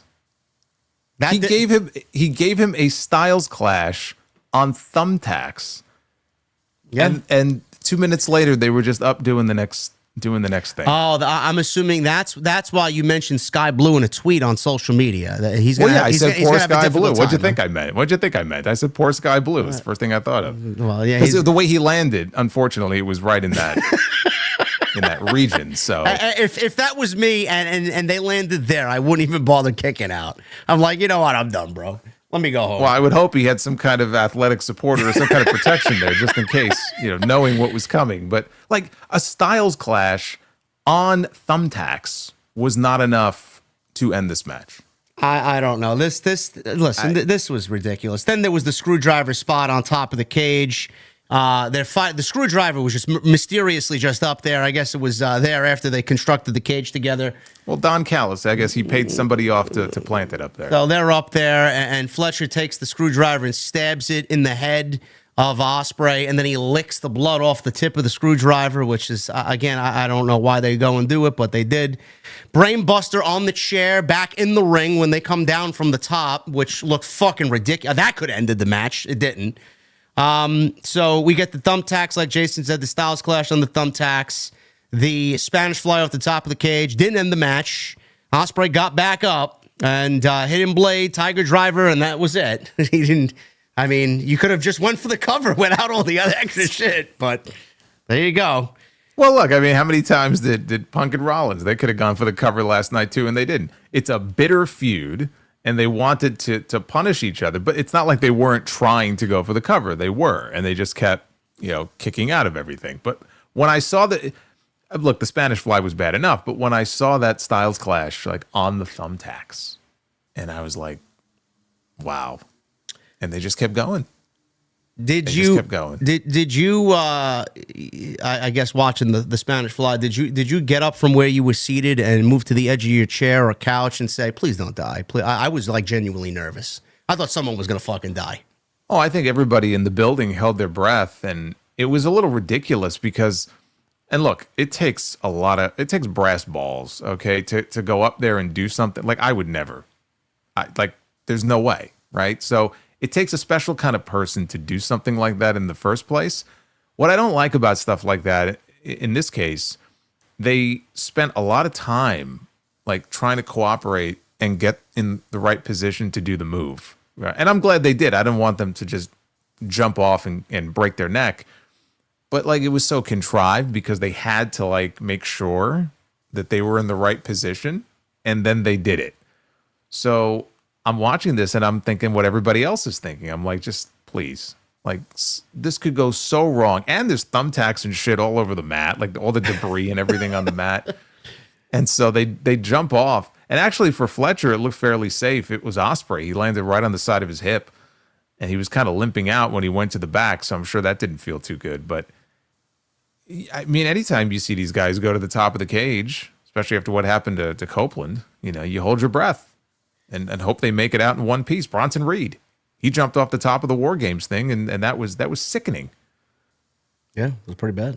I always hold my breath whenever somebody climbs to the top of the cage. I held my breath when Punk climbed to the top of the cage last night. I go, he better not. Well, everywhere you look on social media, superplex from the top of the cage. I'm like, top rope, not the top of the cage. Stop embellishing. Come on. Yeah, but that's the old Hogan boss man spot. Yeah, I know. They did that in their cage matches, but of course, back then that was like the big high spot of the match, and on those rings, which had no give. I think you and I both picked Ospreay to win this match before we did the predictions last week. Did Kyle Fletcher get himself over like we had both hoped? How is he feeling after this? Where's he going? Is he more over now than he was before? Yeah, absolutely. I think it was important to do the match in a way where he would lose, but he would come out of it better off than he was going in. He had the match of his life, right? I mean, plain and simple. I mean, it was the best match of his entire career, the most high-profile match of his entire career. He didn't win, but he showed a lot in that match, and he showed that he can be a top player. And I do think he's a future world champion. I don't know where he's going next in the immediate aftermath of this, but I think that despite some of the spots that we talked about, I think they did what they had to do. They went overboard trying to establish how tough he was because he was kicking out of some of these big moves. So I think they did what they needed to do with him. He's not worse off or buried or anything like that for losing. He's in a great spot, but Will Ospreay is going to be the AEW World Champion soon. I don't know when, but he's going to be the champion. He's one of their top guys, and it was time for him to go over. So it was the right outcome. Yeah, hopefully that is very soon. Some people may be even thinking that they have waited too long to put the belt on him, but if it doesn't happen this year, I would be genuinely shocked. But the first thing we need to do is get the fucking belt off of Jon Moxley, which is right now just it's a fucking disaster. I don't know how else to put it. If this match ended the show, it would have been one of the best AEW pay-per-views in the history of the company. Well, I'll tell you this. In hindsight, they absolutely should have ended this show with Tony Storm and Mariah May. 1,000%. Without any question whatsoever. Even with the swerve tease that they gave us at the end of the show, That should have gone on in the middle. Tony and Mariah should have closed out the night. Period. End of story. I agree. That was never going to happen with two egos like Copeland and Moxley. I'll tell you that right now. Well, look, I mean, it would have been different if they would have had something different planned for the finish. I might have had a different opinion about it. But looking at what they did, I just don't understand what Tony Khan was thinking when he laid this out. He wasn't thinking anything. That's what he was thinking. He had a blank stare, I guess. I'm not even going to go over what happened in the match because genuinely, chat, nothing happened in the match. I swear to God, this was one of the worst main events in the history of this company. And this Death Rider storyline, if I could use the word strong enough, hate. If I could just fucking pour all the emotion out of that word, it would go right to this storyline. I fucking hate this storyline. I wish someone would sit down with Tony Khan and Jon Moxley and say, this shit sucks.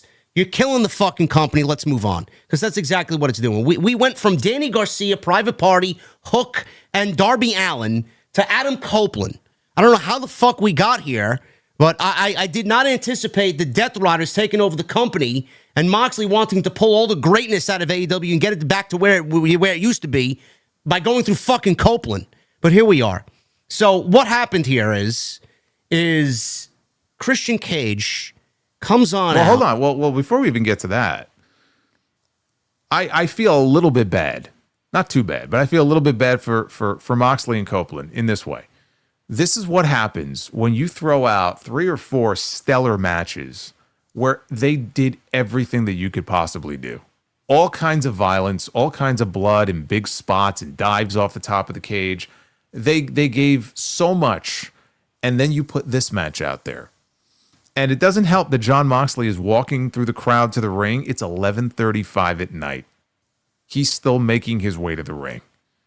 And when that music hits, the crowd is fucking silent. It's like a fucking funeral in that arena every time that music hits.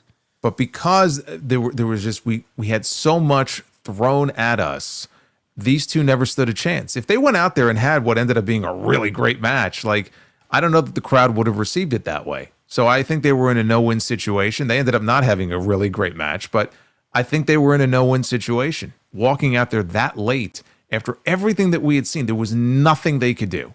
Nothing they could do that was going to be able to match up or level up to what we had seen beforehand. I mentioned this to Jesse. He had a different take than I did, and I stand on this, and I will fucking die on this hill. I don't know who constructed this match card in the order that they did it on Sunday night, but looking at it from what we got, whoever came up with this should have automatically been fired. The match order is such a huge part of the show that it is so unimportant to these people, and I find that to be ridiculous. Looking back at it, it's easy to say what should have went where and how the matches should have flowed on Sunday night. But to do what they did is an immediate mistake, and I don't know how anybody didn't see it. Looking back at it, the steel cage match, I don't know how you feel about it, the steel cage match should have opened the show. If they wanted to get all the 3 guys, one guy not even being in the fucking match, ended up bleeding buckets. If they wanted to do that to open the show, I could have dealt with the amount of nonsense that we saw in that match. Yeah, but you don't open a show with everything they did in that match. You're going to open the show with that. Well, let me get to my point. Let me get to my point. The fact of the matter is, the reason why I say that, Jason, is because the fact that we got Mariah and Tony, and then we got the Will Ospreay and Kyle Fletcher match so soon, like almost less than an hour before we got the end of the Mariah match, we got the fucking steel cage match. If you open with the steel cage match, you put Moxley and Copeland on in the middle, and then you do Tony and Mariah at the end, it wouldn't have been so bad and so glaring how much blood that there was within the hour between those two matches at the end of the show. That's the point I tried to make. Well, it's a fair point, but I also don't know that I would have had them do all the crazy shit that they did, knowing that Tony and Mariah were going to go out there and bleed buckets and do what they did in the main event. But everybody's going to go out and do their own thing. So, I mean, that's just not how it works. And it sucks, too, because MJF and Adam Page, to me, the most important feud right now that's going to get them back on track, nobody's talking about it. Look at what they did. They put them on first, and no one is talking about what they did. Well, because it was just completely overshadowed by all the other insanity and then the garbage that we got at the end of the show. And, look, that's what people remember, how you end. Yeah. And the way that they ended, it cast a dark cloud. It doesn't mean that the rest of the show is suddenly bad, but it cast a dark cloud over everything else. That's just the way it is when you end in such a. I mean, this was a horrendous, boring slog of a main event. And then you have the shit that they did at the very end. From start to finish, this whole thing was just a colossal fail. That is what people are going to be talking about because that's the last thing they were left with. Yes, Swerve came out at the end of the show and everybody loves seeing him. But people are going to look at that main event, the finish of that main event, and that is what they are going to be talking about. And I'm blown away.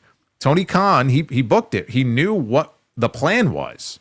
And he thought, you know what? This is a great idea. This is a great way to end this show. I'm blown away by that. That's exactly the wording I used. I was legitimately dumbfounded at how fucking stupid this ending was.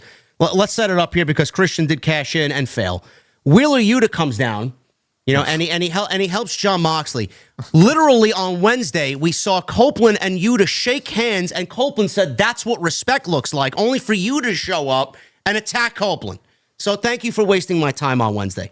He did a Busaiku knee to Adam Copeland. Jay White comes in and makes the save. I don't know if you or me or maybe a couple other people predicted Jay White. I said Jay White was going to turn on Adam Copeland. That was my prediction. I think you maybe said Jay White might have walked out as the world champion. I don't know what you said prediction was. My prediction was that Jay White is going to turn. I mean, I think it was obvious that something was going to happen, whether intentional or otherwise, but I thought it would be a straight turn on Copeland. But my prediction was that there would be an attempted cash-in. He would sign his name to the contract, and he would leave with the AEW World Championship. And they could use that as a way to kind of bring Copeland and Christian together, right? Fucked over by the same guy, brought together for a common cause. And that could kind of be the first step in the reconciliation between the two of them. You could have used it in that way. That's what I thought might happen. Any one of these two outcomes was better than the fucking garbage we got on Sunday night. So Yuta comes out, Busaiku knee. Jay White's out there, makes the save, beats Yuta up. He takes the briefcase from Moxley. Jon Moxley ducks, and Jay White accidentally smashes Copeland in the face with the briefcase. Oh, he blasted him with that briefcase. He blasted him with it. Yuta pulls him out of the ring. They brawl, and they exit stage left, and goodbye. They're gone. Never saw him again. Never saw them again. Remsburg recovered because he was down. Edge or Copeland crashed into Bryce, sent him out to the floor earlier in the match. So Moxley goes for a cover. Copeland kicks out. Moxley starts arguing with Bryce, and while this happens, Copeland uses this distraction for a spear. Another spear, so it's two, and then a third. So he goes for the cover, and Christian Cage pulls Bryce Remsburg out of the ring. He signs the fucking contract there, and he makes this a triple threat match. He takes his hoodie off. He was hooded up. Nobody knew who it was. As soon as we seen it, I'm like, all right, here we go. We got some excitement in this dull match. So now we get a triple threat match. He hits a spear on Copeland, and I'm like, I wish he won the title there, but he didn't. Adam Copeland kicks out. So he does a kill switch to Copeland, but Moxley pulls him off the pin and into a bulldog choke. Now, while in the choke, Copeland is down on his shoulders, and Christian Cage puts a fucking palm on Copeland to make a cover while he's in the bulldog choke. So that was constituted as a pin. Moxley seeing this, yanked in the bulldog choke even further, and Christian Cage passes out. And that's it. And Moxley takes the fucking briefcase. He escapes into the crowd, and no championship changes hands here at the end of the show. I'm going to stop there before we get to the Swerve situation. Jason, I said, and I used the word dumbfounded at the end of this match. Out of all the things that you and I and individually, everybody predicted, Jay White walking out with the championship, Jay White turning on fucking Copeland, Christian walking out with the world championship. I even said on Sunday when I was with Jesse, anybody could have fucking came in, blasted Christian, signed their name to the contract, and walk out the world champion. Hologram. Anybody would have been a better choice than what we got on Sunday night. They made such a huge point for this contract to not be the same as the Money in the Bank. The difference is Christian had to sign it there, whereas WWE has a fucking contract with the name of whoever wins the Money in the Bank in a fucking briefcase. They tried so hard to make it different and not have it be the same as WWE. They had such an opening here for anything to happen. This company is allergic to unpredictability, and they went with the most predictable outcome that they possibly could.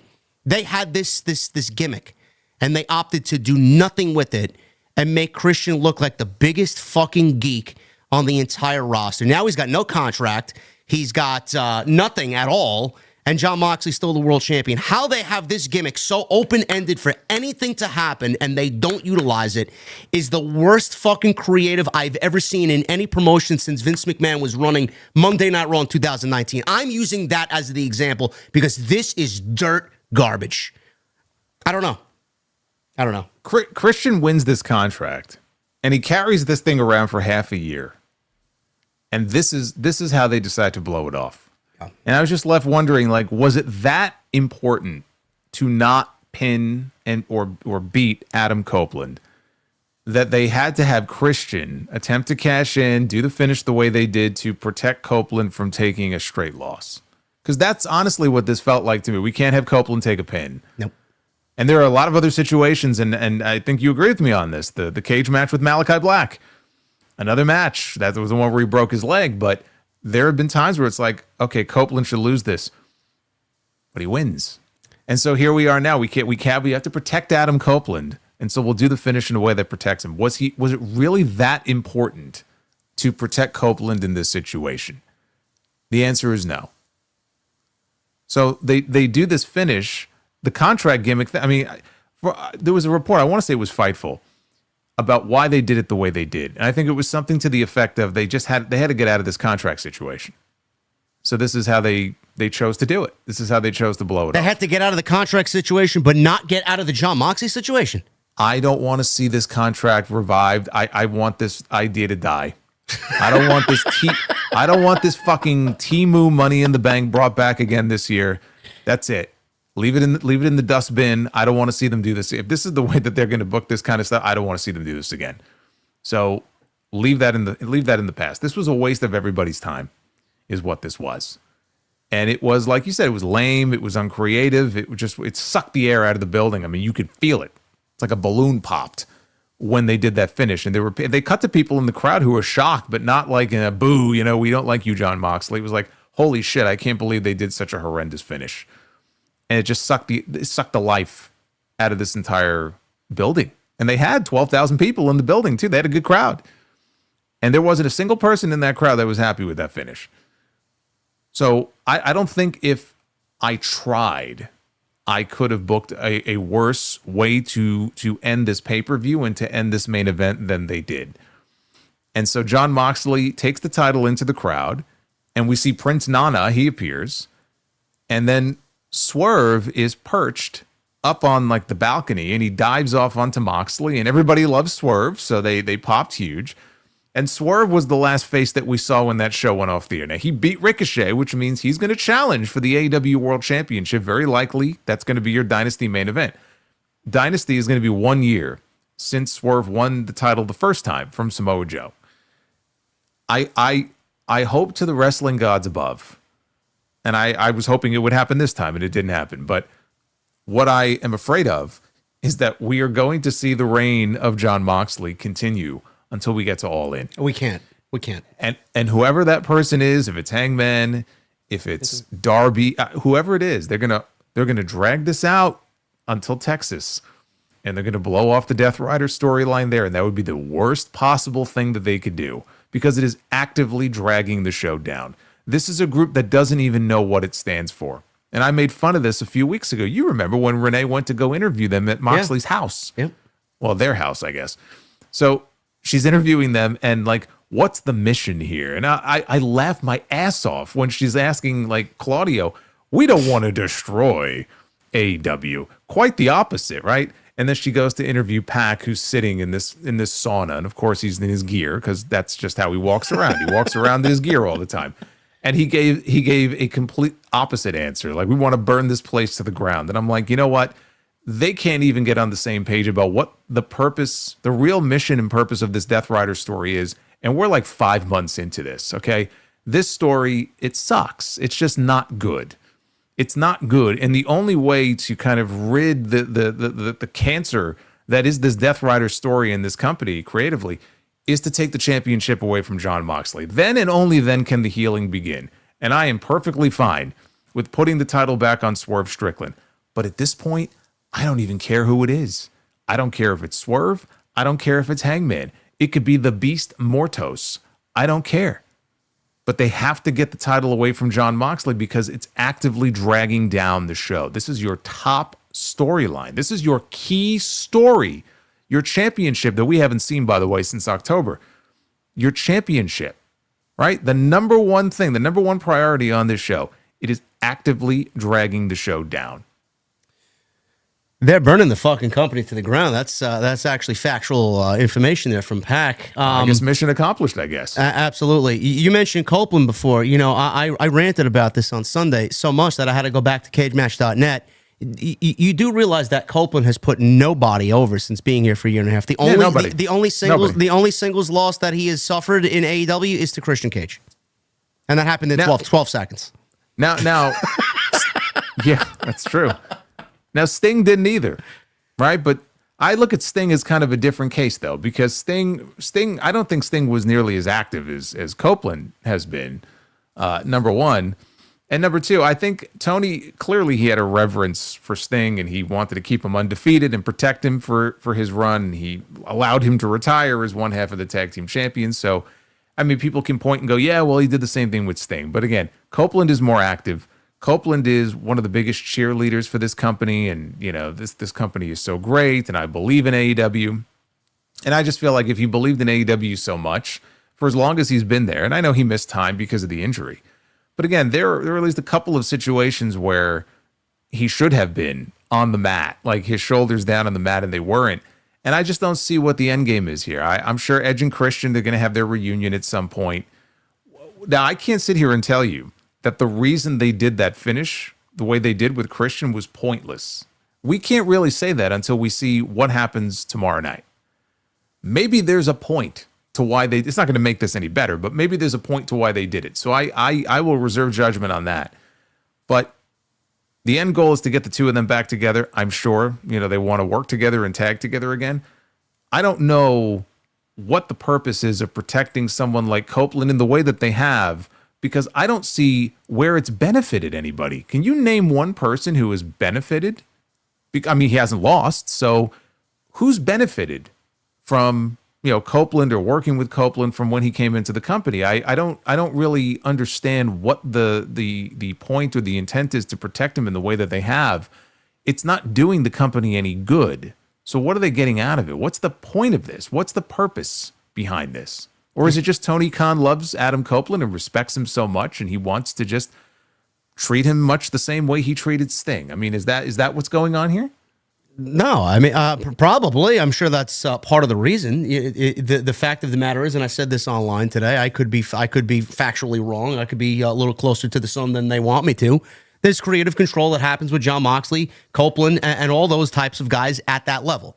Tony has nothing to do with their creative. They come with their creative to Tony, and Tony says yes or no and lets them do what they want to do. That's why we got this match. That's why Copeland didn't take the pinfall. That's why Moxley didn't take the pinfall, and that's why Christian, fucking poor sack of shit that he is, he's out there taking the fucking loss via a tap out or pass out. That's the reason why they did it. He's put nobody over, and he's made nobody look good. And it sucks, because I'm a huge fan of him. It's just embarrassing. And if this doesn't end with Swerve winning the championship at Dynasty, taking the belt off Moxley, and if All In's not main evented with MJF Swerve or Hangman Swerve, I don't know what the fuck we're doing. I don't know how you could go into that show with Moxley as the world champion. If that is the way that they are going, they are all mentally deranged. Every single fucking one of them. I can't see it. I mean, I can't stomach. I mean, another 4 or 5 months of you know, Jon Moxley and the Death Riders coming in through the crowd with the briefcase and continue to go through this. It's awful, and not awful in a way where, oh, he's such a great heel. It's just a bad story. And the Elite thing, when they did the Elite stuff, right? They were trying to do something with the Elite as a faction last year. They attacked Tony Khan. They were trying to get Jack Perry over. Jack Perry did end up being more over than he was before the Elite angle. I can't sit here and tell you he's so over, he's some huge star, because that's not true. But seemingly they abandoned the Elite stuff because that wasn't working at the level that they had hoped. And it's like we went right from the Elite to the Death Riders. We went right from one angle to another that was very similar and has yielded very similar results in that it just hasn't been good. And I don't really see where it's benefiting anybody. If Swerve wins the title right? Swerve's already he's a big star. He's a former champion in this company. Him beating Jon Moxley will make people happy. I don't think it does anything to enhance Swerve. If Hangman beats Moxley to win the title, it doesn't really do anything to enhance Hangman.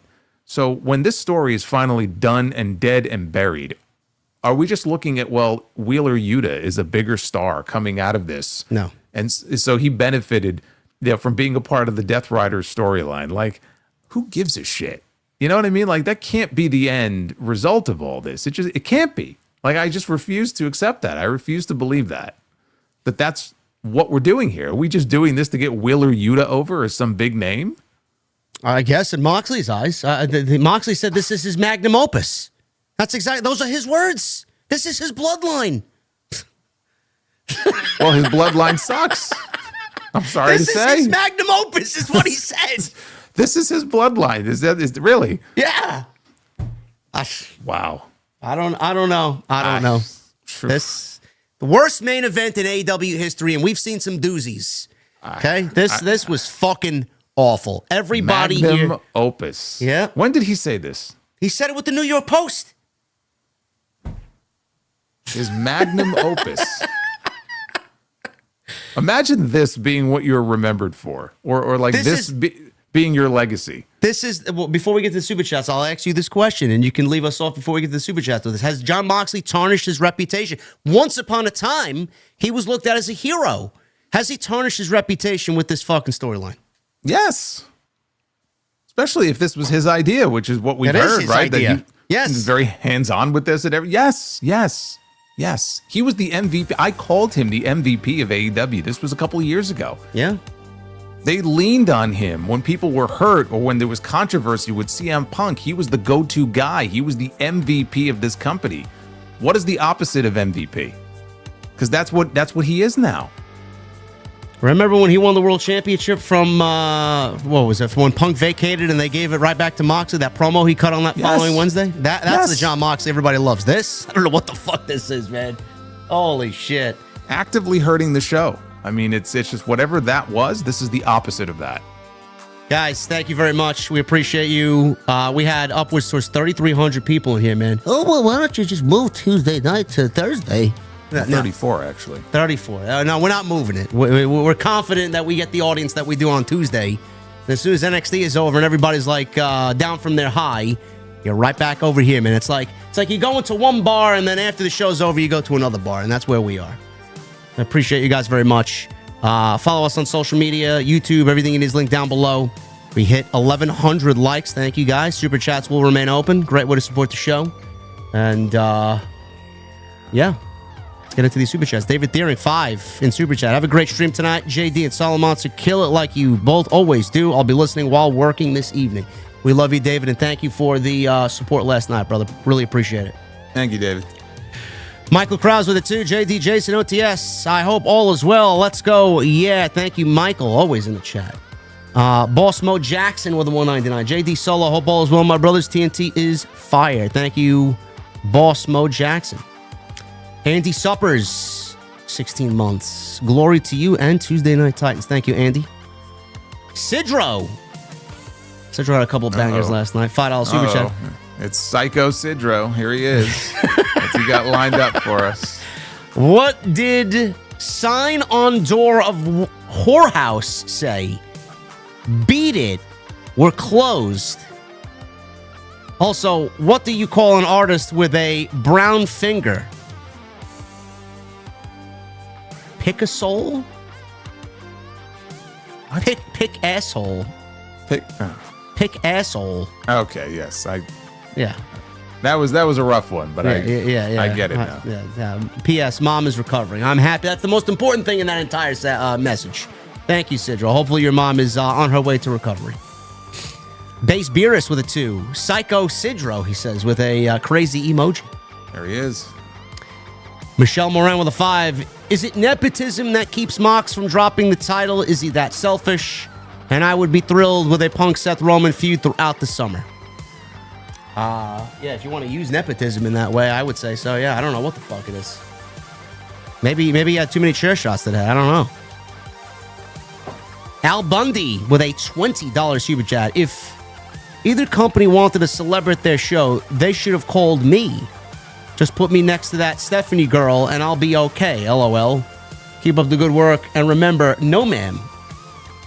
Al Bundy is a celebrity in my eyes. I'd rather see him in the front row on these shows than some of these other celebrities that they show. Me too.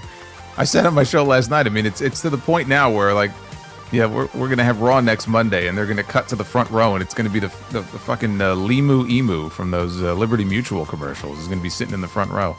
So they'll probably give him a fucking Netflix TV series. Yeah, he'll have an hour-long comedy special. Base Beerus with a 2, he says, no yeet. Yeah, this fucking main event for Revolution was a no yeet, I'll tell you that. Maritimer Yuki Pyro with a 20 coming to us from Canada. Thank you. No message. Boss Mo Jackson with a 499. We got to get the AEW and TNT title off Mox and Garcia. I'm highly annoyed and frustrated. Yeah, that's another one. What a fall from grace he and that title have been. And Adam Cole's on the fucking pre-show. What are we doing with him? We got Big Boom AJ fucking headlining over Adam Cole. What are we doing here, bro? Well, I mean, the TNT title, I guess, is back where it belongs. It's being defended on TNT. I guess so, yeah. We didn't have any Face of the Revolution ladder match this year. No, we did Which, not. I mean, given some of the matches we had, we didn't need it. But yeah, the TNT title was defended on Collision, but he was in a was it an 8-man tag or a 6-man? I think 8-man tag on the pre-show. 8-man tag, yeah. With Ring of Honor talent. Oh joy. Sidro, $5 super chat. What's the difference between and what is this? What is that? How do you pronounce this? EPILEPTIC? I have no idea what you just said. I don't know. What is the difference between a corn farmer and a hooker with diarrhea? One shucks between fits, the other fucks between shits. Hashtag solo, listen to my beats, he says. Classy as always. Thank you, Sidro. I love it. Cody Snyder with a $5 super chat. Looks like Punk will be on Celtic Warrior workouts with Sheamus. Sheamus was just with Amazing Red. Photographed on Twitter. I saw that photo. Yeah, it was a great looking photo. I saw that photo, yeah. Thank you, Cody. El Mase with a 20. Was very excited to watch the new Queen of the Ring movie, but I think I downloaded the wrong one because this version stars China. Is it any good? I can't speak to that. I don't know. Maybe JD has seen that. I have not. I don't think I will use the Google machine to go see what you're talking about either. Thank you, El Mase. Appreciate you, brother. Cake with a new, actually not a new membership. Thank you for the recommitment, Cake. I appreciate you. Ashen Chevalier with a 5. WWE had its right said Fred moment last night with Logan and that fan. They ripped off the shirt, I guess. Right said Fred. What does that mean? You know that? Well, I know who Right Said Fred is, but was there some kind of incident I'm not aware of? I don't know. I have no idea. Jesse says he hopes Sheamus uses real glass with CM Punk. Sure. Do you know Grant? Maybe Sheamus and Jeff Hardy had that barroom brawl, and they were breaking beer bottles and stuff. So if you can get Punk in the bar, I mean, Punk usually doesn't go to the bar. So No. Probably not going to catch him in there, Jesse. You should know this. Janelle Grants with a $2 super chat. The undefeated announce table goes down. Oba's the GOAT. I got to watch. Apparently it was a great show tonight. Because they don't have those solid oak announce tables like they do in AEW. No, it's definitely a meme now. None of them ever break over there. Well, I mean, Swerve gave Ricochet a vertebraker on the desk and it didn't break. Didn't even move. Cake with 38 months. Thank you, brother. If I was WWE, I would maybe shy away from having a noted racist like Andrew Schultz front and center on my TV. I can't imagine shareholders being happy. I don't know anything about this fucking guy, so you know better than me, brother. Last night was the first time, honestly, that I even heard of him. If they didn't tell me he was a comedian, I wouldn't have known who he is. I thought the Vaudevillains was sitting at ringside. I said I was Simon Gotch. I thought Simon Gotch was at ringside. I go, holy shit. Is he going to talk about Enzo? Cake also with a $2 super chat. Rhea keeps taking back what she said. It's annoying. Yeah. I could see. Charlotte was right. She's still a child. Yeah, I don't want to admit that the lady's right, but she's right. Boss Mo Jackson with a $4.99. AEW weekly shows on Max, but no pay-per-view. I hope that eventually changes. Titles in AEW can use a fresh change, and Daniel Garcia can't dance. He looks stupid as fuck. Yeah, I don't know. Listen, the Amazon thing is great for business for them, I guess. It's just going to set them up for the future. Maybe they move another show over there. Maybe they get a TV deal eventually with them. Who the fuck knows? But no Max is no bueno. Hollywood guy with a $2 super chat. Finishers should be protected at all costs. I agree. Jason PDSI with a 5. If you're hung up on who won or lost, you are completely missing the point. The whole match was designed to set up an angle, and it worked. I don't know what you're talking about. What exactly are you talking about? I certainly hope he's not referring to the main event that we just discussed. If you're going to try to convince me that the pay-per-view main event was simply an angle to set something else up down the road, I certainly hope that's not what you're trying to argue as far as why we are out of line for criticizing that match. Well, that came in at 9:24 p.m., so I hope that's not what he's talking about. Okay, so I'm just making sure. Yeah. Apex with a $1.99. The favor is that the triple threat will main event night 1. Possibly. Who knows? I don't know if Paul Heyman has that type of pull, but anything is possible. Creative Minds of Awesomeness with a $20 super chat. If the Roman Seth Punk triple threat match happens at Mania, I could see Heyman betraying Roman for Punk. Heyman said to Roman to not attack Punk because they're friends, but now with Roman attacking Punk, there has to be tension. That's a good call out. I didn't realize that. I forgot that he said that. Yeah. It's going to be a nice sub-story. We need some more sub-stories that actually have some emotion going into Mania, besides Cena and Cody. Base Beerus with a 2. Austin turns heel at Mania, joins Rock and Cena. Never. No, we'll get Austin. I don't know. I'm going Cena to beat Cody. I don't know how you feel. I hope so. I'm a little worried that this Cena heel turn may just go to WrestleMania and that's it. Yeah. Apex says he was talking about Seth, Roman, and Punk with that last comment. Who won, who lost? He's talking about the triple threat. Okay, maybe he's talking about the end of the cage match from last night. Yeah, that's fine. I thought you were talking about the pay-per-view main event.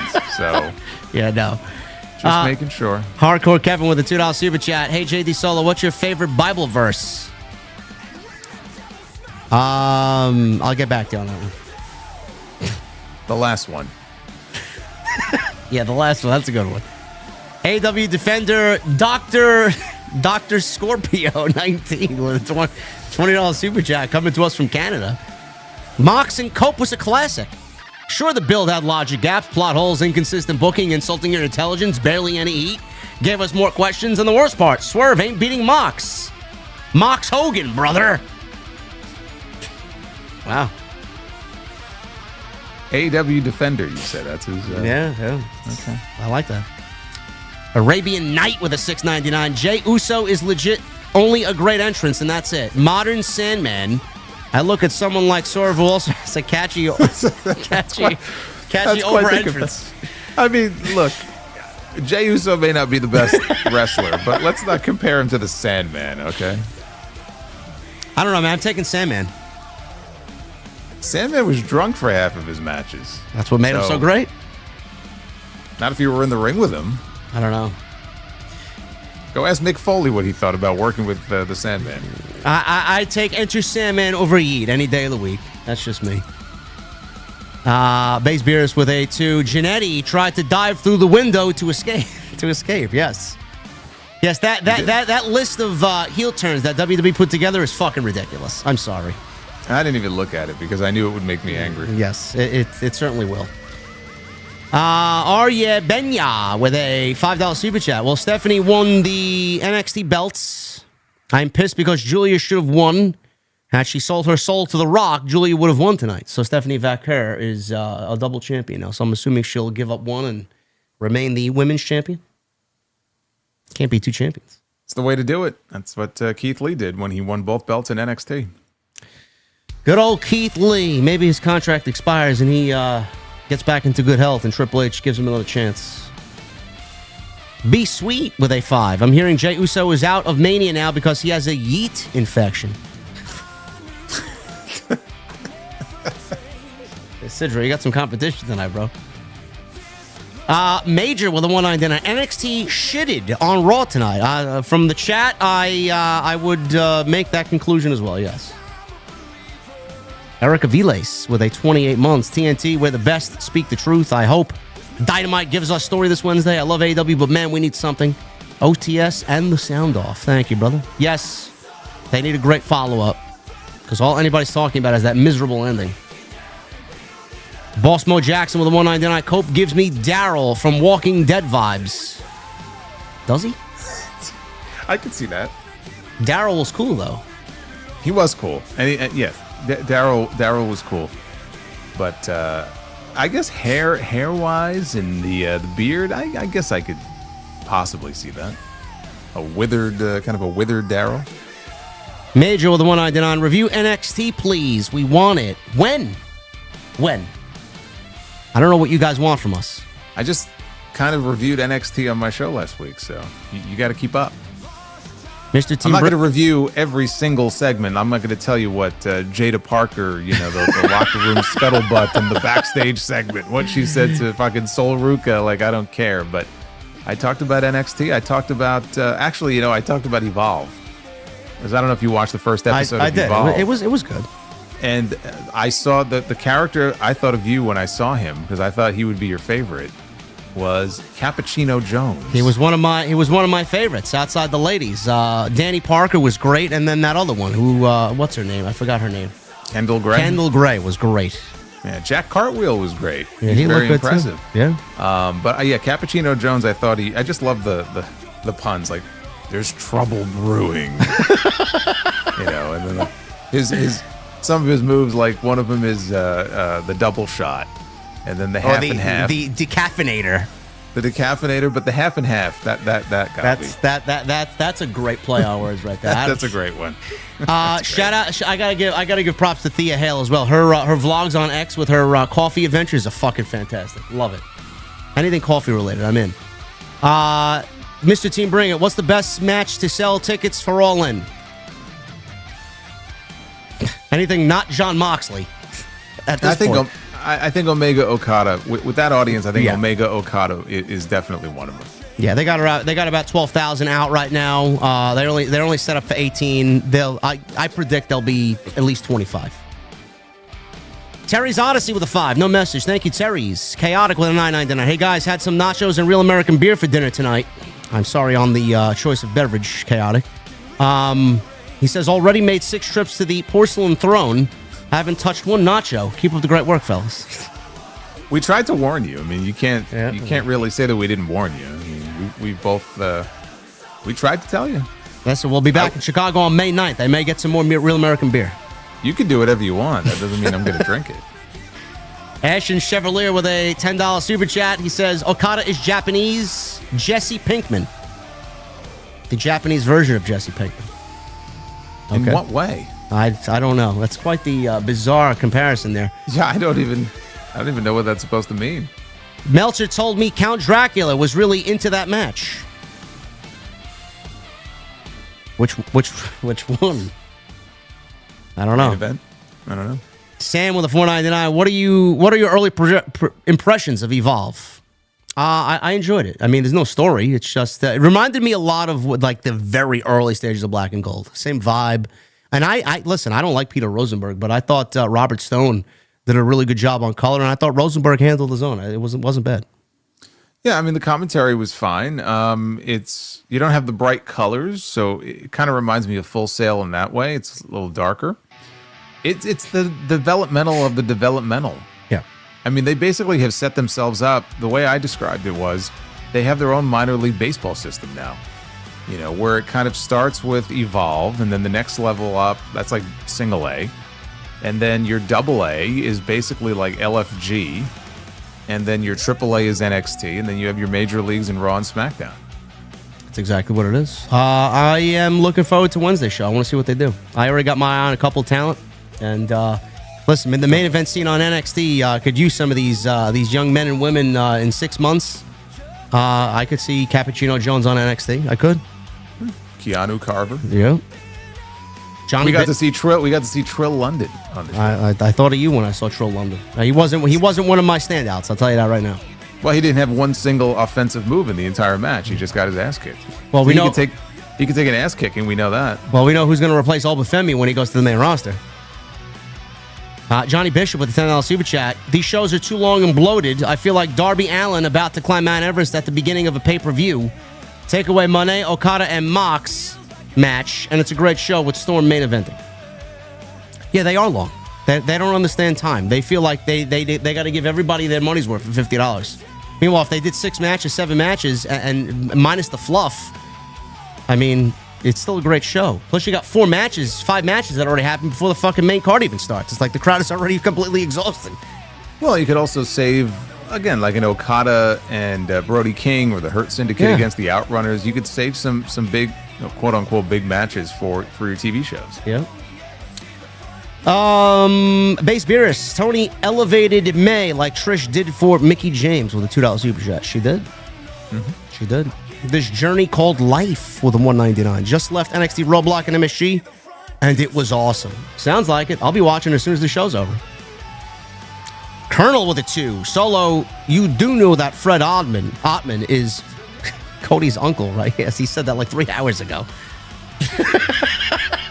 Thank you for repeating what I said. I appreciate it. Oh, man. Ramitz with a new membership. Thank you, brother. Appreciate you. Alex with a 10. Brother JD and Solo, good to see JD is feeling much better. My question for you guys is, does the Cena promo close Raw next week, and what should his opening line be? I would. I mean, they haven't really announced any matches that I think would be worthy of the main event spot. Balor and Braun Breaker? It's a main event? No. Just throwing it out there. Everybody is gonna be tuned in to see that John Cena promo. Yeah. And Cody's gonna be there too. So I would wager that whatever it is that closes the show, it will involve Cody and or Cena. Yeah, I agree. Boss Mo Jackson with the $1.99. Free Wardlow. WWE uses him on SmackDown. I don't give a shit who uses him. Just get him out of AEW. Cake with the $2 super chat. One question. You know, he's 37 years old, too. He's not like he's fucking... He's young, but he's not fucking like Ricky Starks or... what's his name? Who just went over there? Who? Ethan Page. How old is Ethan Page? Got to be 33, 34 years old? Yeah, somewhere around there. Cake. $2 super chat. One question. Are you excited for Mania? I'm not. I am. I'm sure Jason is as well. Busiest time of the year. Why wouldn't we be excited? Boss Mo Jackson with a $1.99. JD and Solo, most embarrassing moment of your life. I may have to take a red check on that one.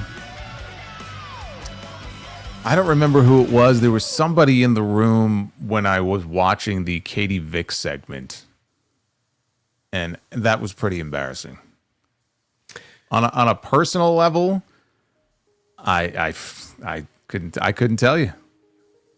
I couldn't tell you. I have no idea. I got to take a rent check, Boss Mo Jackson. I don't know. I'm sure there's something.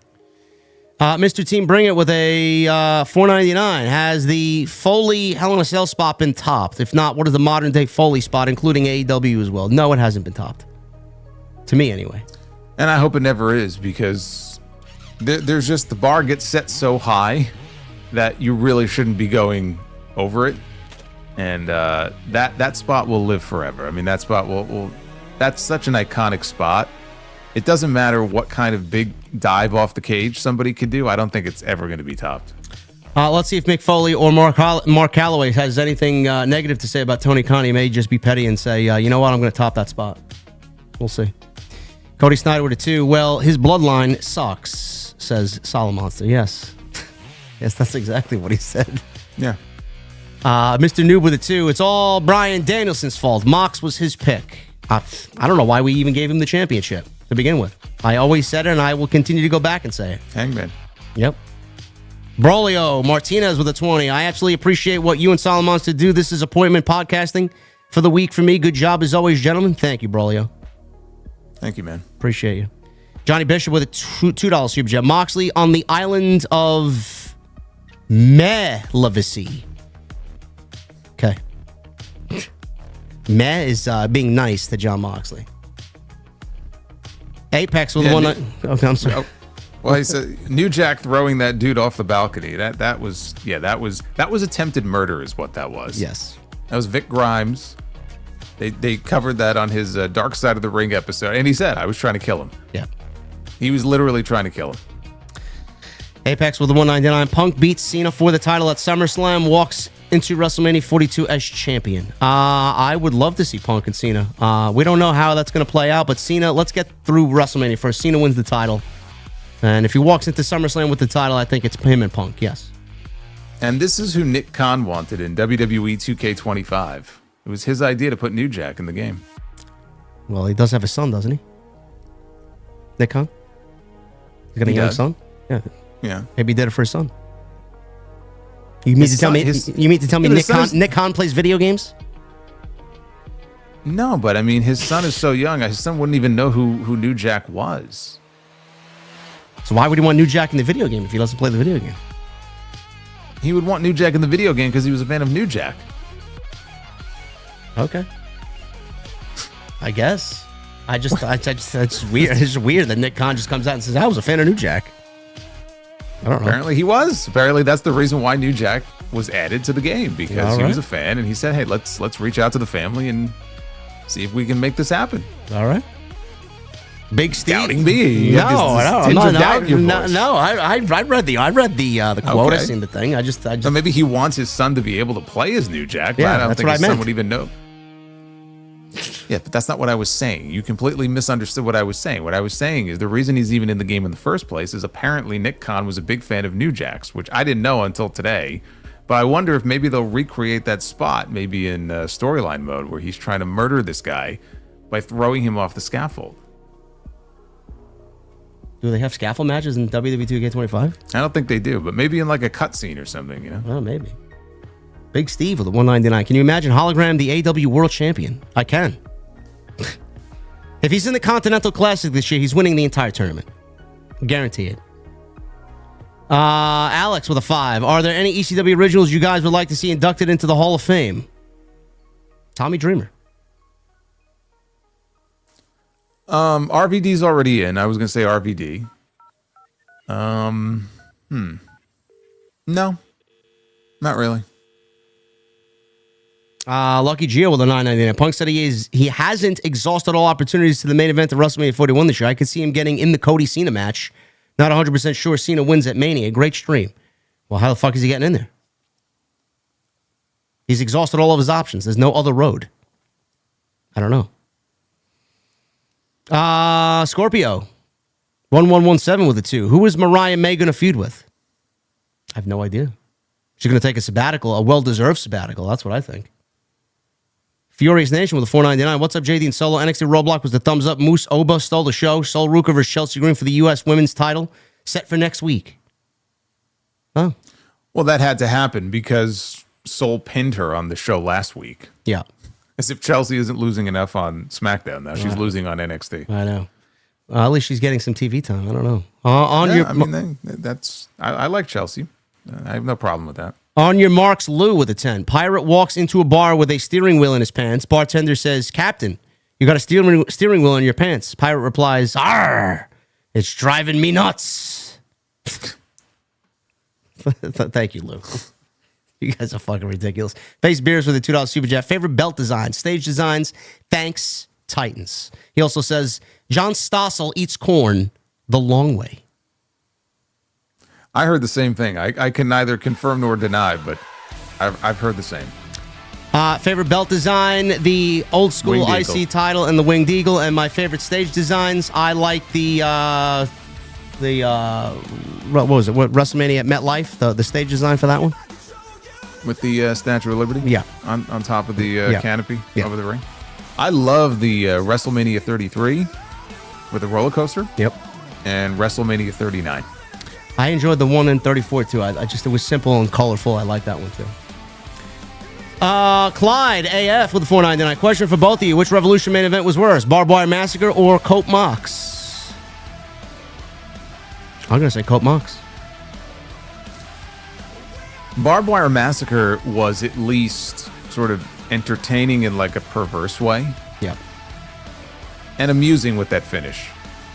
There was nothing redeeming about what we saw on Sunday night. Yeah. And It just wasn't good. And Blue Jay with the $2 super chat. Hype for TNA's pay-per-view on Friday. Mike is going to kill it. I'm assuming you mean Mike Santana. He always does. He always does.